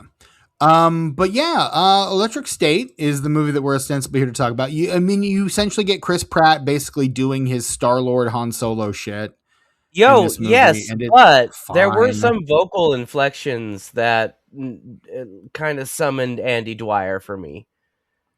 Towards the middle of the second act, there was some vocal inflections that really kind of made me think of Andy Dwyer there for some reason And or another. he's also kind of got the out of shape build that he hasn't had since he played I was Andy going to say Dwyer. which I haven't experienced since Parks and Rec, Right. honestly. Yeah, And that once he was started kinda, being in movies, he kind of like trimmed down and stayed trimmed down. no, and I'm just talking about like his vocal cadence and like just kind of the type of character he is to a certain point. I got some of those vibes from it, and that was kind of nice. because Chris Pratt, he does his Chris Pratt thing, and like it's fine in pretty much anything. Like I'm not gonna hate on it, but Andy I Dwyer mean, is Andy peak Chris Dwyer Pratt. is Andy Dwyer and Star Lord. I would say are peak Chris Pratt. At this point, he's basically animate. He's basically voicing every animated character from our youths that we loved. He's doing Yes, Mario and he fucking was Garfield. Garfield. Yeah, Yeah, regardless of whether or not he is right for those roles, like he's the guy that they're casting for all of he was those. fine in He's the Mario. It didn't detract from it for me. It was perfectly he's fine. he's the lead of the Lego movies as well. Like And then he's Jurassic kind of Worlds. He's doing this all right. the time. Mm. Tucker's He's doing the Chris Pratt hand motion to stall out the that's Raptors. that's how they advertised it on Peacock when it came out on streaming. It was Jeff Goldblum, Chris Pratt, and Sam Neill just all like kind of slightly kneeling with their hands out because that's the universal sign for dinosaurs to stop and don't eat me. I hate it so much. I do too. I That hate first it Jurassic so World was much. like whatevs, but like fuck both of those other movies. I haven't even seen that new one because I just don't even care anymore, dude. The original Jurassic World is where I tapped out. I was just like, this It was is whatevs. fine, Yeah, and I have a exactly. feeling it's only going to get worse from here. Yeah. And from Hmm. what I understand, it in fact did. I didn't make it through half of the third Jurassic World. I didn't even get that. I didn't start the second one, so you're Hmm. one up on me, You did yourself a favor, Steven. right? But yeah, like Chris Pratt, like and yeah, he is the voice of every animated character in the world now. That's just like what he's doing these days. Which I mean, he's reprising the roles of Garfield and Mario. Like that's a thing that's happening. So I Oh, mean, nice. Oh, yeah, whatever. because the It's Mario Galaxy and all that. Yeah, correct. Yeah, and there's I an could see him untitled as and the Garfield though. Garfield I never movie will, fucking made money. I won't. No, no, thank you. but I could see that working. I'm never gonna know if I'm right or not, but I could see that working. I don't think it would. Like I don't know. For me, Lorenzo music is so much the epitome of what Garfield is. Bill Murray kind of has that lazy cadence. Like he could probably pull that off. Chris I Pratt's mean, like too yeah. energetic to pull off Garfield in my mind. You think so? Okay. I All right. do. I do. That's No, my that's opinion. fair. I don't know if I agree with you yet. I haven't really formed one yet. I haven't That's thought fine. about it enough to form an That's opinion on that. But I don't know if I agree with you on that or not. that's fine. You don't have to. Did this even get released in theaters, Steven? No, Tucker, it Oh, that's did fucked. not. It did Man, not even fuck get a Netflix. qualifying release. There is no box office whatsoever. I It hope was that they don't released. acquire WB. I really don't. Because I They're like going going to the to. theater. No, It's dude, but what fucking about happening, Paramount? Come dude. on, Paramount. Woo! No, that's even worse, dude. That I is know, but also legitimately even woo! worse. Universal was Ugh. the best bet, and they tapped out early. Ugh. So I this want to movie watch comes movies in out. theaters, though, Steven. I do too, Tucker, but you got to understand, like Ted Sarandos does not agree with you. Ugh. Um, so this movie comes out March 14th, 2025 onto directly to Netflix. So it is not have an item 9 on the box office Not a little. chart. Did you say Number item 1 9? item line with an L. I thought you said item 9. No. Um, I thought it was a Bill Hader callback. My bad. Go ahead. No, sorry. At number 1 at the box office new this week is Novocaine, the Jack Quaid film, which Oh honestly, yeah, you fun. liked that one, and I I did. put I it had a on my good time list with it. based on your recommendation. I don't know when I'm going to see it, but it's on my list, Steven. I'll let you Like know. it's not like oh my god, this movie's so great, but it is a Oh yeah, fun action it's a comedy, Saturday afternoon. Yeah. and it's got fucking Amber Midthunder from Prey in it, and she Oh, is word. amazing. So yes. Nice. She is delightful in that movie, as is Jack Quaid, a very winning young star. I like Jack Quaid quite a Love bit. all most Number of those two, Quaid boys. Dennis has his moments, and Randy has even fewer. Ooh. But we do like that Jack Quaid, though. Anyway. We sure do like that Jack Quaid. At number 2, one of my top 5 movies of this year, in point of fact, Black Bag, the Steven Soderbergh spy film. I didn't see that, but I remember being really interested when it came out. But It I is didn't get around to it. really Is it fucking good. It streaming is. anywhere? I feel like it should be It because it is. came out at the beginning of the year. I Yeah, it came out really want to see in that. it came out March 14th, actually, Tucker, if you Son believe of a that. bitch. Where is it streaming, Steven? I think it's Paramount Oh Plus. shit, I have that. Oh no, no, I stand corrected. It is now on Prime Video. My apologies. Oh, sweet. Amazon Prime. Sweet. So, but that is easily one of my top 5 favorite. It probably I think as of right now, it sits at number 3 on my like overall movies of 2025 ranking. I mean, you've seen some movies this year for sure. I've seen a lot of movies this year, and that is one of the best ones. At number 3, the new Bong Joon-ho film, Mickey 17, in its second week down Oh, from number 1 the week before. That was good. Not as good as Parasite, but Robert Pattinson is having so a good time. he is, and that's the only good thing because it's such a waste of a good premise. Steven, they could have done so much with it. Instead, it just got so lazy. I agree. Such a It's not frustrating movie. Oh, it's I'm not so directed mad that Bong's movie best wasn't work, better. but Like, everybody it is showed a up decent. and they were there Mhm. and they did their best, but they just could not overpower just a really Mhm. wasted opportunity of a script. I'm sorry. I have strong feelings about that because I was very excited about it. A lot And of when I people were. saw it, I was so disappointed. A lot Like, of I have people were. so many issues with that movie. Can we Right. do that movie sometime, Steven? Because it might be our longest episode. Like, the Dune episode was 4 hours. I could do 6 hours on this motherfucker. Okay, So bet. disappointed.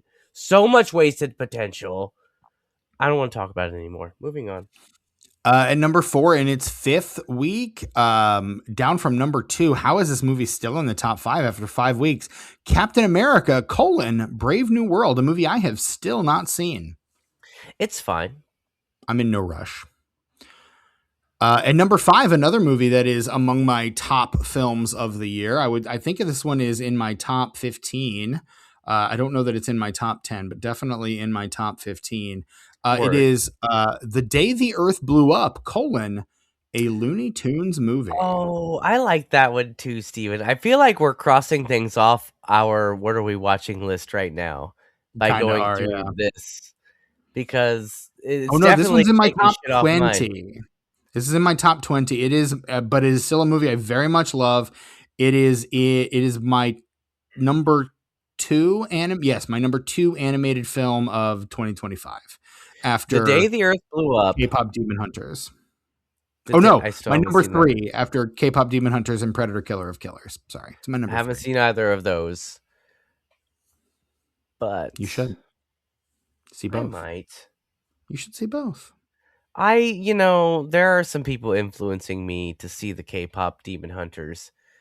Many people actually, several people close to Mhm. me, but It's I fun. mean, It's a fun movie. okay, Steven. I'm just You're saying, the it's you're fun. the one that tipped it. You're the okay. All right, I'll watch it. Okay, so what? I'll And watch it. your kid would probably love it too. Maybe. Maybe. I'm just saying, straight up maybe. Number 6, also new this week, something called The Last Supper. Is this a movie I need to watch? I don't know what In the this is. days leading, let me see the synopsis here. I had the synopsis pulled. In the days leading to betrayal, a gathering of disciples unravels into a web of secrets and hidden motives. As tensions simmer beneath the surface, trust is tested and loyalty is questioned. The Last Supper becomes a night where nothing is as it seems, and every glance hides a deeper Oh truth. wait, This is feels that like that movie? 100% my shit. Wait, is that the with the kid from Jojo Rabbit? Is in that, and it's about like, right? That's that I kid, don't right? That know. red hair kid, the I think main kid from Jojo you might Rabbit. be thinking of The Carpenter's Son With the Nicolas Cage No, movie? dude. No, No. dude. Not even close. It doesn't matter. Are you? Last Supper 20. I'm looking it up right now. Bitch, I'm looking it up right now. You said bitch I though. mean, I did say bitch though. I mean, it is Mauro Borelli is the filmmaker. Oh, Robert Word. Nepper is plays Judas. Oh, fuck. In. Are we 100% in. You watching tell me it? Robert Nepper's playing Judas? Fuck yes. Steven, is 100% in this on an that. Oops All Christianity corner? Straight up maybe. Straight up, Straight up maybe. maybe. Cause I'm looking at it right now, and like I'm kind of Mhm. way into whatever the fuck this is. Yeah, I don't know what this is Holy exactly, but I shit! kind of dig it. But you got Peter, you got Jesus, you got Caiaphas, you got Is Judas, you this? got John, Mary Magdalene, Thomas. Like you Oh got my all the god! major players here. Like Is this this this gonna feels be? like some deeply Steven shit right here. Is this gonna be a future double feature with the Last Temptation of Christ? Maybe. Look at this, Maybe. mother puss bucket. Yeah, next. What's the next one? The next movie on the list is hang on, I'm looking up the kid from Jojo Rabbit. You're still on that. I love that you are. I appreciate you for that, Steven. He is not in this film. In Okay. either of the films, he's in something called. He's the voice of Walter Dickens in the animated film, The King of Kings, which is where Charles Dickens tells That's the story of Jesus. that's also a Jesus thing. Yeah, so It it's is. connected. We could mention it in that episode of Oops All Christianity Corner. If we want, sure, that's Yeah. entirely possible. But yeah, no, I am definitely checking out The Last Supper. That movie looks like again 100% my shit. The number 7 at the box office is Paddington in Peru in its 5th weekend, down from number 5. At number 8, the animated film Dog Man, featuring one of my Word. partner's favorite Jason. all-time SNL cast members, Pete Davidson. At Okay. number 9, a movie that just misses my top 10 horror movies of the year, but a movie I did see in theaters. It is Oz Perkins's The Monkey. Still haven't seen it. It's okay. Here's the thing.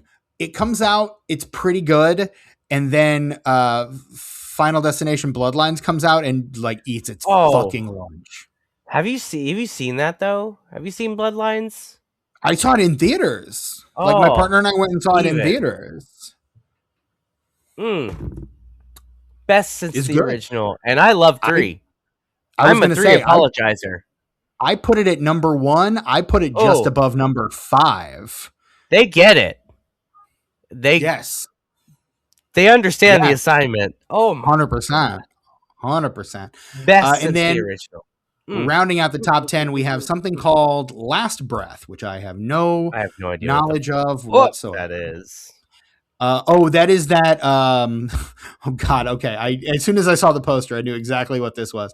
This is the Woody Harrelson, Simu Liu, and Finn Cole movie about miners. Is what this movie Oh, is about. cool. Or no, Deep Sea Divers. Sorry, Deep Sea Divers. Oh, sweet. That's even better. So that's the top 10 at the box office. Again, no room for The Electric State, released directly to Netflix. However, this movie does have a Rotten Tomato score. It is a whopping 14%. The critics Wow. consensus lumbering along like a giant automaton. The Electric State has plenty of hardware to back up its none but the spark that made it come to life. Or sorry, Yeah, plenty of hardware to back it up, but none of the spark that'd make it come to life. There we go. that makes more sense. And then, yeah, indeed, I am tired. It's been a long fucking month. It's been dare I say, it's been a long December, and I think there is reason to believe that maybe this year will be better than the last, Tucker. Steven, that's my New Year's song. That's the song I listen to every New Year's when it's midnight. I put that song on, Steven. My partner listens to Forget December at the beginning of every December, and I listen to the Long December at the end. Oh, what does the cat listen to? He's trying to tell us. At this point, he's been napping on the boxes behind me here, No, I and saw him. Yeah, I've witnessed him. I've been there. he Yeah. He's decided that it is time to wake up, so I'm going to let him out of the room. But not before I tell you, Tucker, that this movie does have a 30 Metascore based on generally unfavorable reviews from 37 critics. I mean, that's fair. I'm sure it has a higher audience score. Like it has to, right? It definitely has a higher audience score on Rotten Tomatoes. Like hang on, I closed the window. Let me open it back up again. The audience score is a 67. The Popcornometer is a 67%.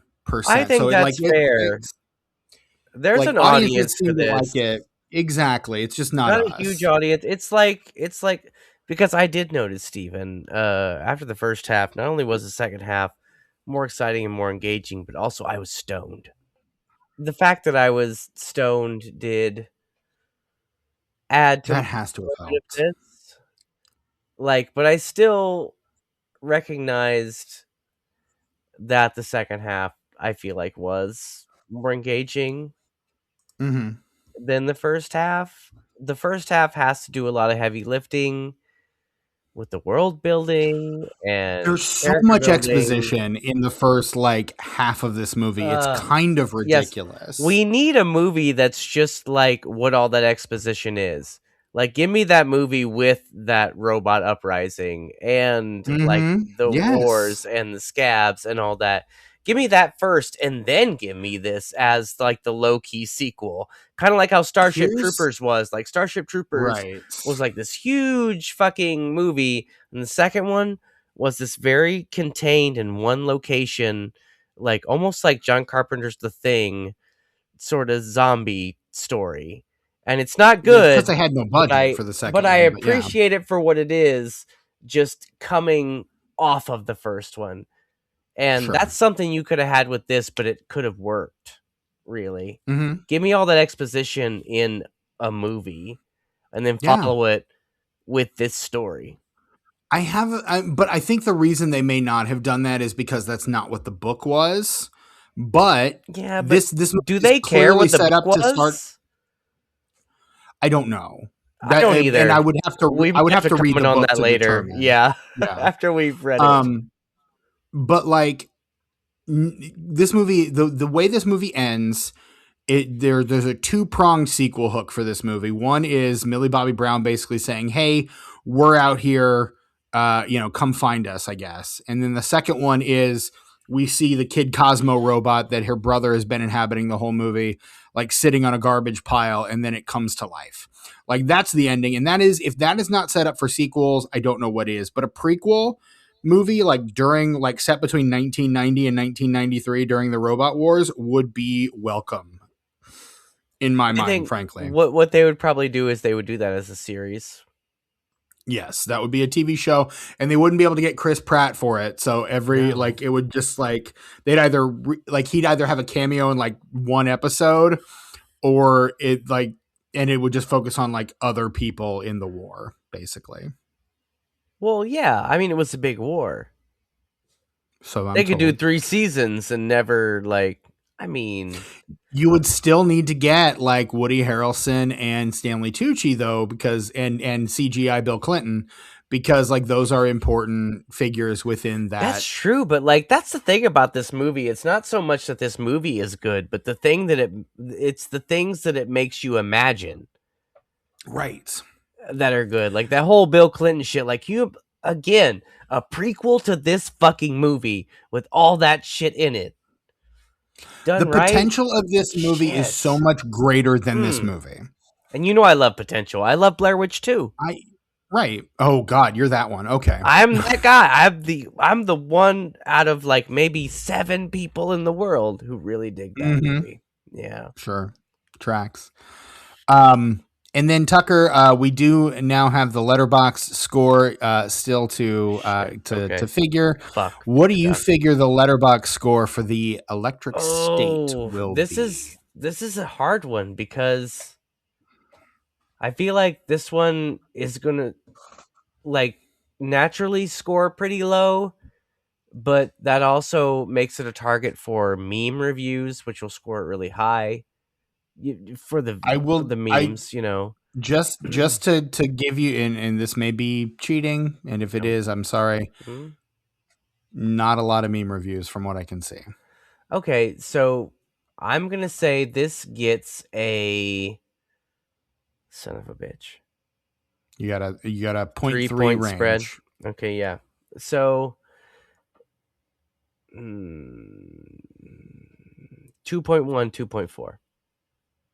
It is in fact a 2.1. Still got it. You got just barely, Still but you got it. got it. Look, we narrowed this range to prove if like I was just Yeah, like it was too easy or if I was and I actually think good at this, and I am consistently good at this. you've only missed one, and that was the I think that was either one of the last couple of new episodes that we recorded. I think I've really found my talent, Steven. How can I I monetize this? This is the question. I do not know. So before we give our reviews, I do want to read the Oh review yeah, Brett given sent us by one Brett. Sent a review in the because chat he when was gonna be here, he but then, was again shit he happened, and but right he had to go find his he sibling had in the to. exclusion zone. It was just That robot he had came to go do along. it. Yeah, Yeah, we were all it's, there the shit for it. happens. He said he scores this 2.5 out of 5 stars. Which is fair. And his full complete thoughts on this movie are basically this. This film is the most star-studded, middle of the road, milk toast movie I've ever seen. It is the very definition of a shoulder shrug followed by a meh. And that is fair. Mm-hmm. That is fair. So totally and completely fair. So Brett gives it a 2.5 out of 5 stars. Tucker, how many are you giving to 2025's The Electric State? I feel like this is at its core a 2.5, as Brett said, but I think that the VFX in this film, like I said, this is the most convincing I've seen since the original Jurassic Park, and that's not something that I say lightly, Steven. That's I a would hope big not. deal. That Like is a big matzo ball, as they say. that original Jurassic Park, when I saw that motherfucker in theaters, blew my mind. I could not believe that shit. We all saw dinosaurs for the first time. Of course, you couldn't My believe that shit. God, Steven. And this movie, even though it wasn't as impactful as a film, like just how good it looked and how real it looked. And 90% of that wasn't actual people in front of the camera was green screen. Oh yeah, And I and like got so it many of all.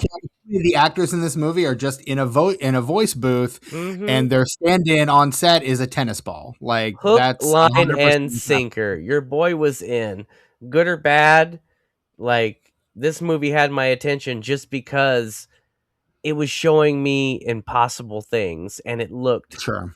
real.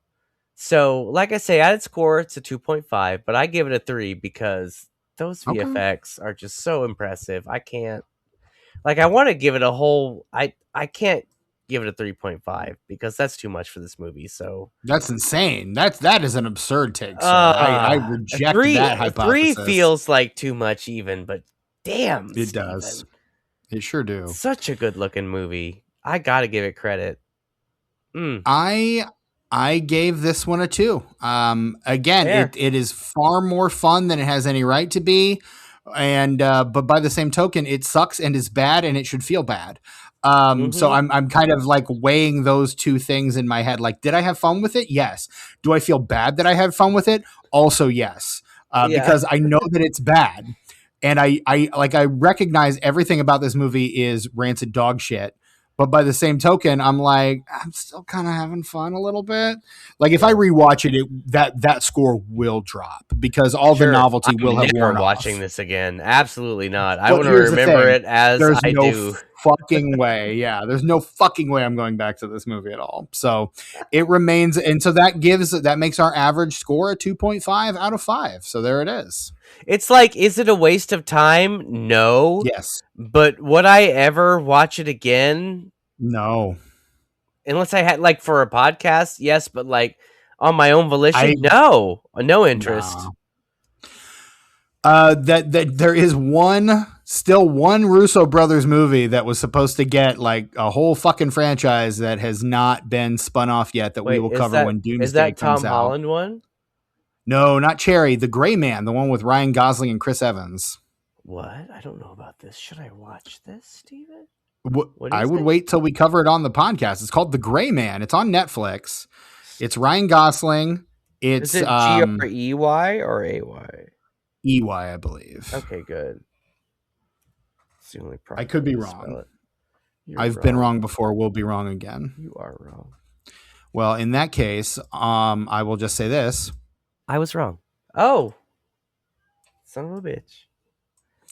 The funny thing about that is even when I'm pressing it for myself, it's still your voice. I still have to put in the timestamp because you still got to go edit it. That's just, I don't know. More work Brett, for me. I love that. Brett, what did you feel about this movie? Fucking stupid. I mean, that sums it up. Fucking stupid. Pretty succinct. Excuse me. I took a drink and had hiccups. Pretty succinctly, I would say. Yeah, we got there. So this is our last episode of 2025. We hope you've enjoyed it. Tucker, we got a little announcement we need to make. Okay. Usually You're gonna make it though, right? I'm making the announcement. I am the host and like the OG host of this podcast. Don't even fucking worry about it. I'm just the color commentator. I've got other things going on, so you know. I know, believe me, I know. And that's part of the problem is we both have a lot of other things going on. And this podcast has become increasingly difficult to schedule of late. You may have noticed there have been more frequent uses of Disenfranchised Rewind episodes popping up in your feed of late. And so and also my mental health has been, let me just check my notes here, bad. So, yeah, I've been deeply, deeply depressed for the last month and a half. So, you know, for various factors, and it's fine. I'm doing the work to try to heal myself. That being said, we are going to take a little longer than our normal 1 week off. We're gonna go on a hiatus after this. Do we know exactly how long that's going to be? Not right now. We're planning at least to the month of January. If it goes longer, if we need it to go longer, it will go longer. Otherwise, we'll be back in February. But we have with this feed will kind of go dormant for a little bit. So that said, we thank you guys. We've been doing this thing for like 5.5 years now. It's been a while, and we are tired. We're also old. So we're gonna take a little bit of a break, and we will come back to it. We fully have we're not abandoning the podcast. We are still friends, and we still like hanging out and talking to each other. So I know we're going to come back to this at some point. I just don't know when right now. I will tell you this: at the very least, it will be before the next Straight Up, because I will not let you skip a motherfucking Straight Up. It won't, because the next Straight Up is January. So we're not doing it in January. We're taking January off. But that's just like the regular 4 weeks of January, though. That Straight Up doesn't count, right, Steven? I mean, if you say so, then we can push that back. That's fine. Damn it. We can give you one less Straight Up next year. That's fine. I'm okay with that. We'll have to negotiate that off mic. Yeah, that will definitely be an off mic conversation that I'm going to love to have for sure. Oh, boy. But yeah, so after the holidays, so again, Merry Christmas. This is our Christmas episode. If you're listening to it on Christmas Day, Merry Christmas. If you're not, I hope you had a good one. If you don't celebrate Christmas, then I hope you had a happy whatever you celebrate, honestly.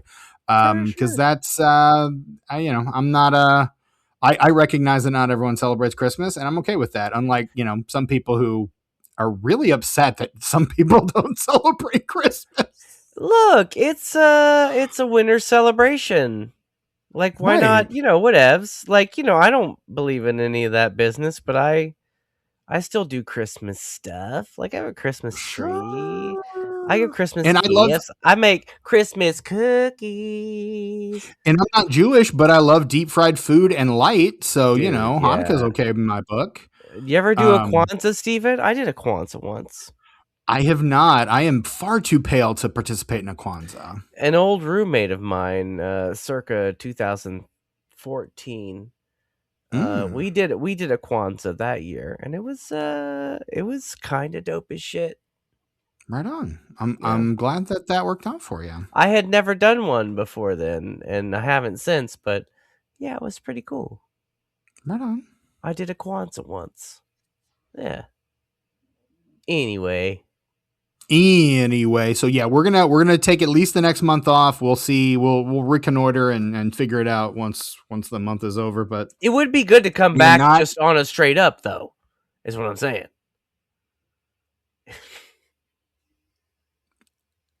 What? Okay, we can talk about this later.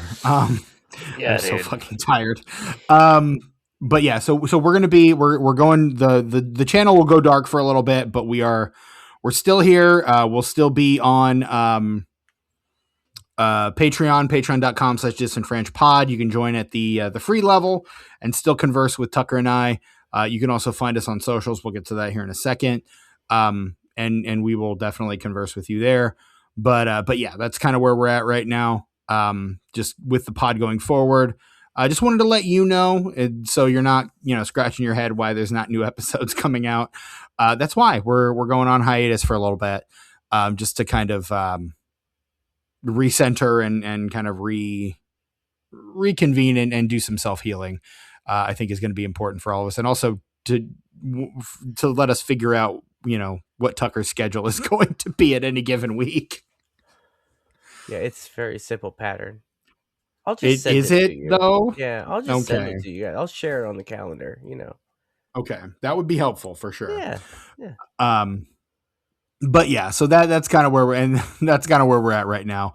But in the meantime, you can again follow us on Patreon, patreon.com/disenfranchpod. You can join us at the aforementioned free level, join the official conversation of the Disenfranchised podcast there in the comments. Tucker or usually Tucker will respond to those pretty regularly. You can also, for $5 a month, get access to our extensive back catalog, including the commentary that Brett and I did a few years ago on A Muppet Family Christmas. 'Tis the season to listen to the Muppet Family Christmas episode commentary. So go listen to that. That was a good episode. If there's ever a sequel to that, Steven, is it going to be A Muppet Christmas Carol? We can do a commentary. We can do. There are at least 5 actually Jim Henson Christmas specials that I know of. There's the Christmas Toy, there's Emmett Otter's Jug Band Christmas, there's Muppet Family Christmas, there's Muppet Christmas Carol, and there's a Very Merry Muppet Christmas. Yes. So there's plenty of options there and I told my partner we're going to be watching all of them on Christmas Day while we get stoned and drunk. Yes.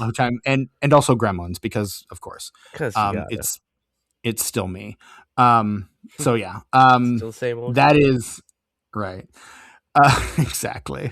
Something like that. But yeah, hit us up, patreon.com/disenfranchpod. Join there and be amazed as it were. You can also find us.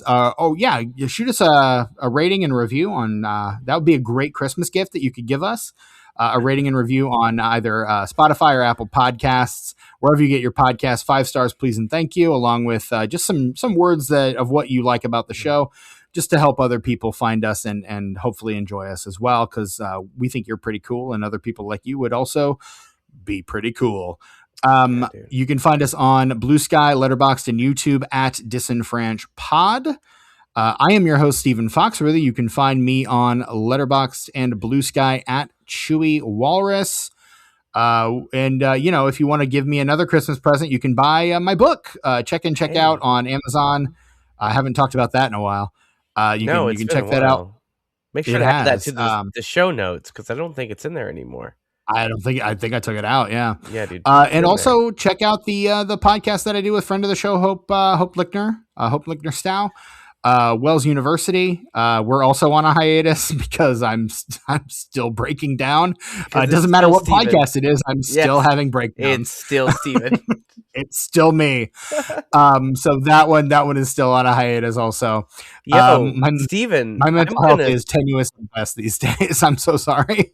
Steven, I'm going to be I might be. There's a good chance that I'll be in Philadelphia in January. Oh, definitely give our girl a call. You think I should help our friend? I absolutely think you should.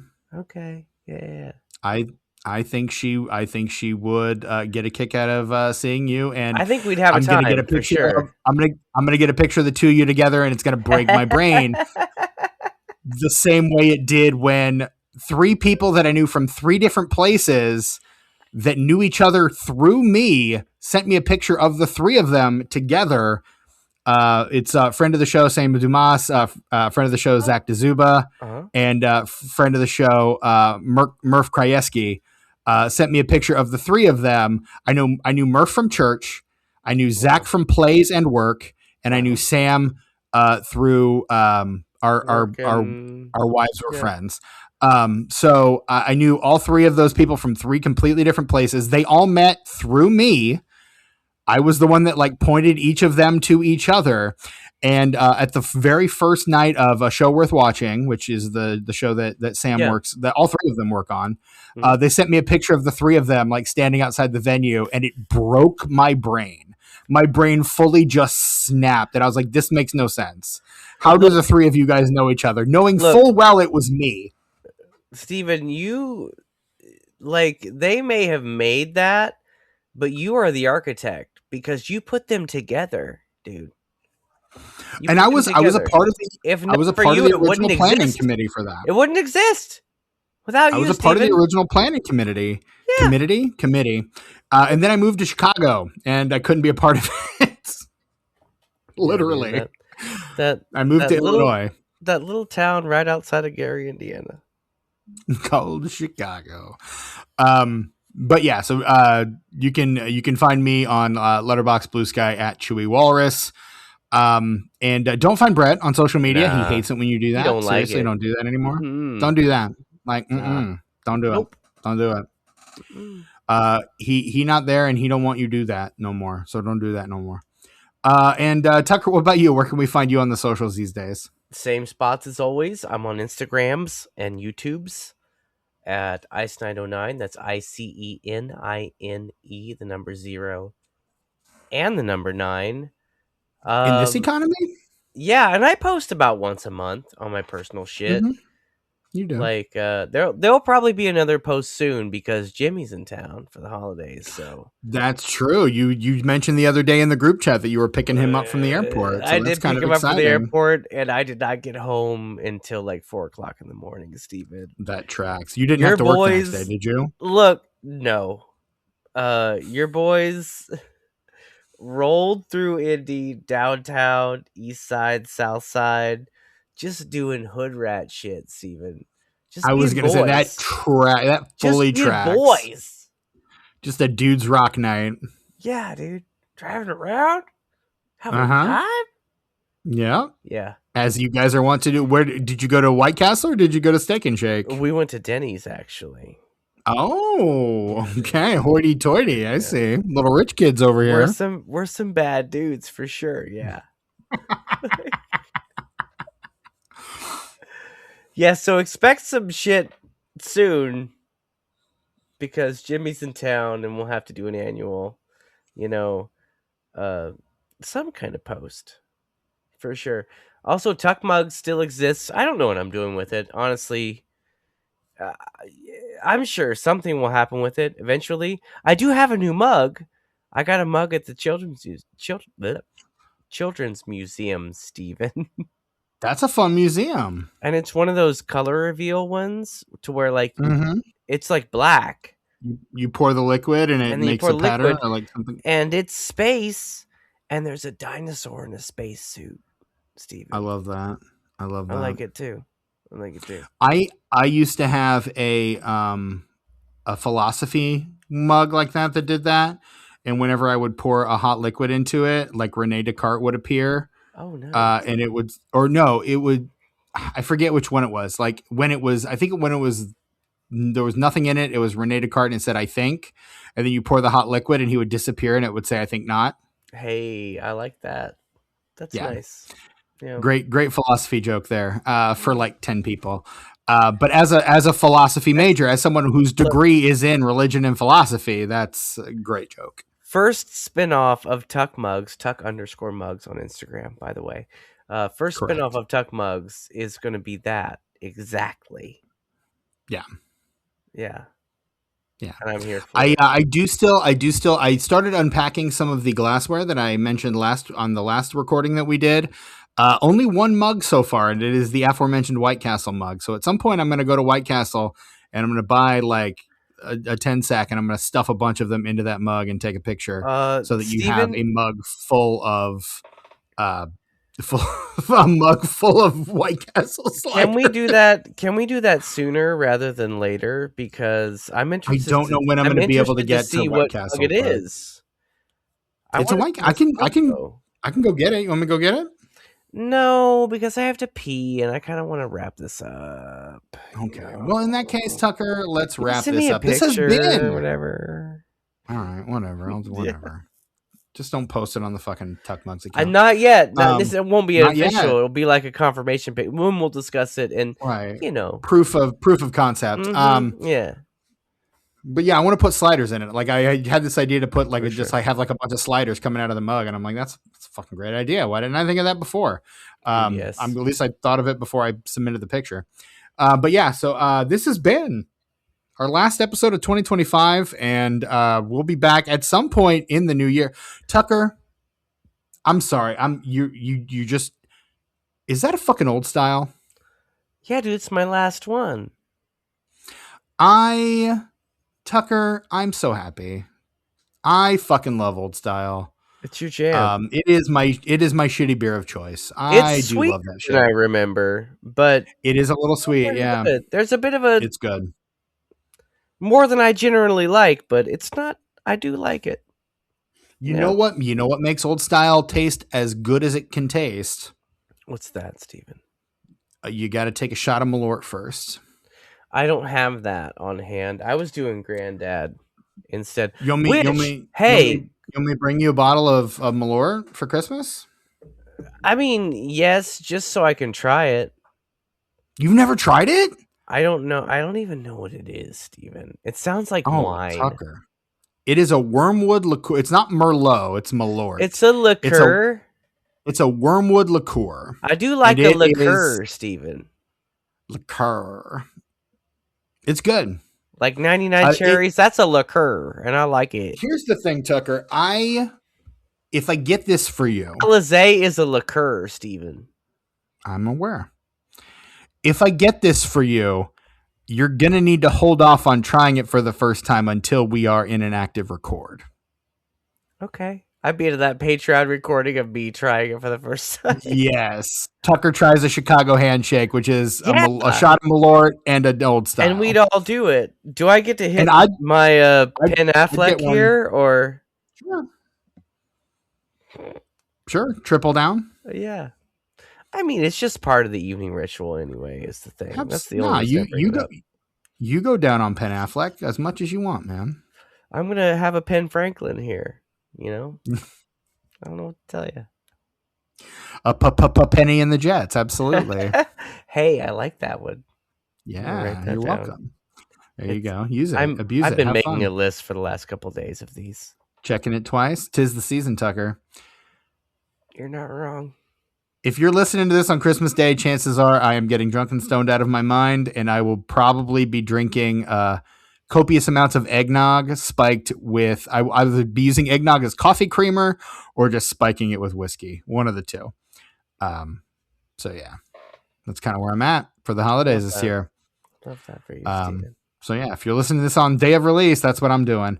Yeah. But yeah, happy holidays, whatever you celebrate. I hope you have a good one.